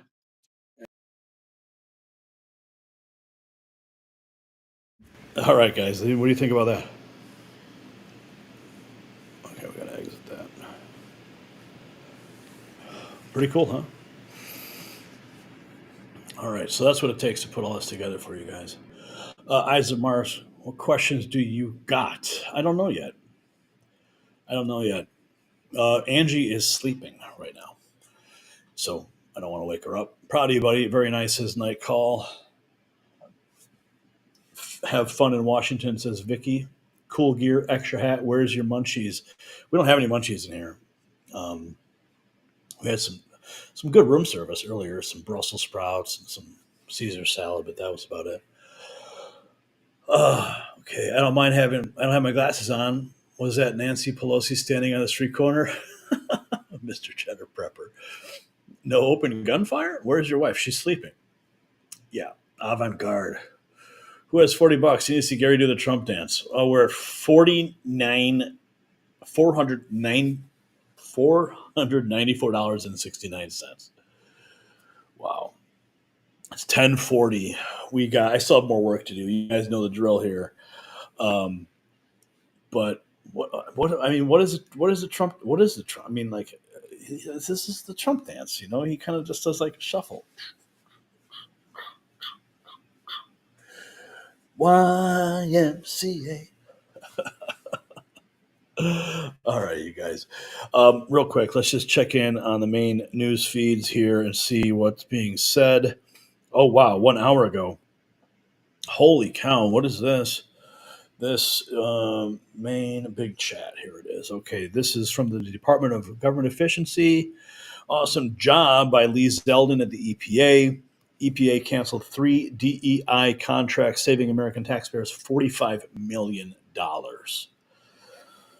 EPA will not be renewing our membership with Politico and Politico E&E, saving American taxpayers $458,000 a year. Wow, we just went over 500. We're at $520. Holy cow, you guys are amazing. Never expected to see this kind of money. But here we are, and I'm so thankful for it. So Gary needs to do the Trump dance from duty to rebel, $5. Lavender Rose, Does that mean I need to be watching the White House live tomorrow to see you? You might, yeah. If you're watching it live, you'll probably see me in some capacity. Angie and I will be there. But I don't know. I don't know what they're going to let us do, right? I have a feeling it might just be a what do they call it? Orientation kind of thing. But we'll see. Lynn, a character holding their hands together saying thanks. Thank you, Lynn. Thank you. And Diane dropping $25, and she says, $25 puts you over the top. Congratulations on your press pass. Yeah. I'm beside myself. I still can't believe this is all happening. But now the real work begins. The real work. And, crowdsourcing questions, I think, is a good idea. Hearing what the Rumble CEO had to say was interesting. Talking about censorship. The biggest thing for me is personally, is how we have been affected over the last 22 months being demonetized, and the censorship apparatus, and how that has affected, countless, tens of thousands of conservative YouTubers over time. But at the same time, I want to go in and I want to help all of these YouTubers who've been affected, maybe asking a question in that regard, but I don't want to make it about me. I don't want to just kind of repeat or rehash something that Chris Pislovsky has said. But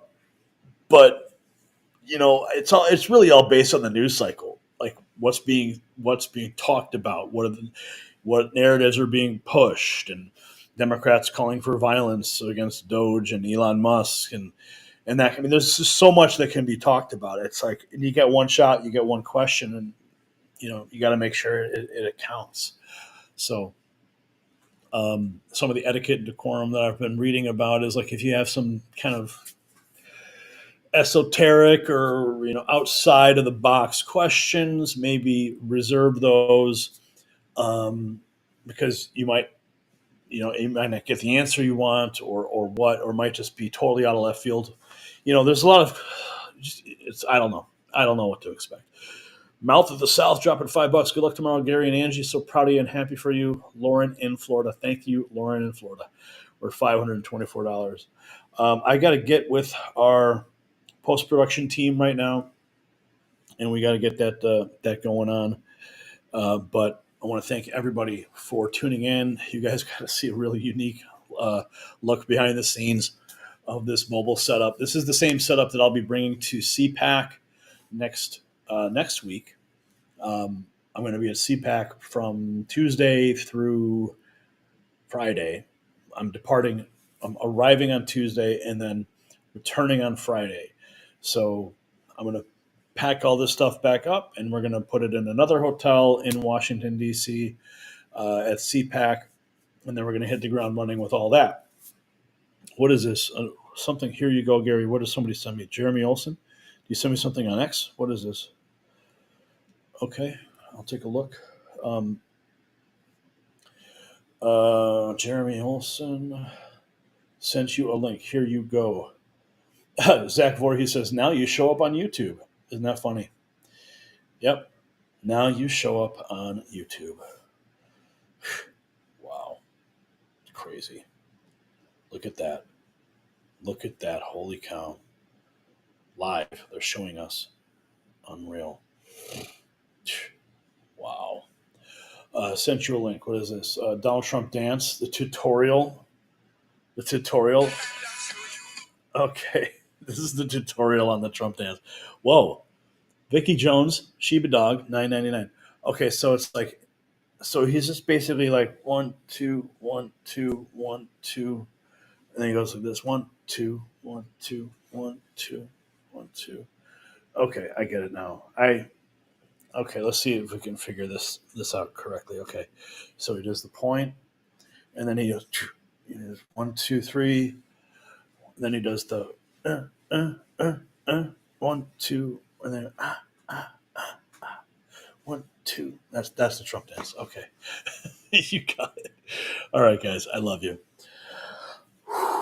Okay, I gotta get with my post production team, and I gotta make sure all my stuff's ready in the guy who was supposed to be in our set tonight because our second camera didn't work.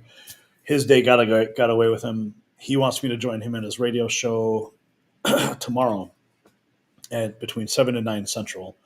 So I got to make sure I can, have enough sleep. I got no sleep last night. None. Went to sleep at like 3 o'clock in the morning because I was packing all this gear, packing up all my clothes. And, but damn, you guys, look at this.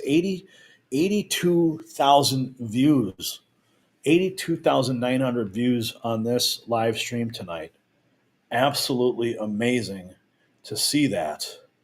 82,926 and 5,795 likes. Chat revenue, $534.68. If you haven't become a member yet, if you want some more behind the scenes stuff, you just go over there, join the membership. I posted a bunch of stuff today. I might just go ahead and post a lot of the stuff for, I don't think I can stream live. So maybe I'll just post some exclusive membership stuff from the White House tomorrow, and members will see it first. So where's the statistics for today's stream? I want to see how many people. Let's see, analytics and lives. Man, in the last 48 hours, our channel's had 1.5 million views. And it's off the charts. In the last 60 minutes, this live stream, 81,000, 83,000 views. Holy cow. And then we've got, wow, let's see, 15. Where's the how many comments? Where is it? YouTube recommends reach, engagement, audience. Where is it? There used to be a thing where you could see how many people were chatting. I don't see it anymore. Oh well. It told you how many comments were made. Well, anyway, we're going to see y'all tomorrow. I love you guys. Thanks for keeping us going. TK Custom Supermods just became a member. What's up? Welcome to the family, man. Good to see you. I see you in the chat all the time. Okay, I got to go. I could sit in here and hang out with you guys all night, but I really have to get with our post-production crew and get started on the next on the releases of the segments you saw tonight. And then we've got tomorrow's show. And then we've got the White House, so much stuff. And Mouth of the South has become a member. What's up? Welcome to the family. All right, so ladies and gentlemen, what we've witnessed tonight isn't just news. It's history in the making. Broadcast to you live from just one block away from where it's all happening. On this 24th day of President Trump's return to the White House, we've seen a systematic dismantling of the deep state apparatus that's been choking our nation for decades. And tomorrow morning, when we walk into that building to get our press credentials, we'll be carrying your voice with us. Think about that. What we've covered tonight, too. A federal judge has granted President Trump unprecedented authority to freeze funding without bureaucratic interference. The swamp's money pipeline is finally getting cut off. And Caroline Leavitt, well, she didn't just expose the media's lies about the Gulf of America. She revealed their entire corrupt narrative machine. And then there's Doge. I love it. Elon Musk's task force has done what thousands of government bureaucrats couldn't or wouldn't do, expose trillions in wasteful spending. And just a handful of IT experts armed with determination and data have pulled back the curtain on decades of financial abuse. And how about Tulsi Gabbard? The same woman who dared speak truth about Ukraine's biolabs is now Director of National Intelligence. The deep state's worst nightmare has become reality. 52 to 48 confirmation vote. It tells you everything you need to know about who's really fighting for America. And speaking of fighting for America, President Trump's direct negotiation with Putin has accomplished more in one phone call than years of wasteful spending and pointless posturing.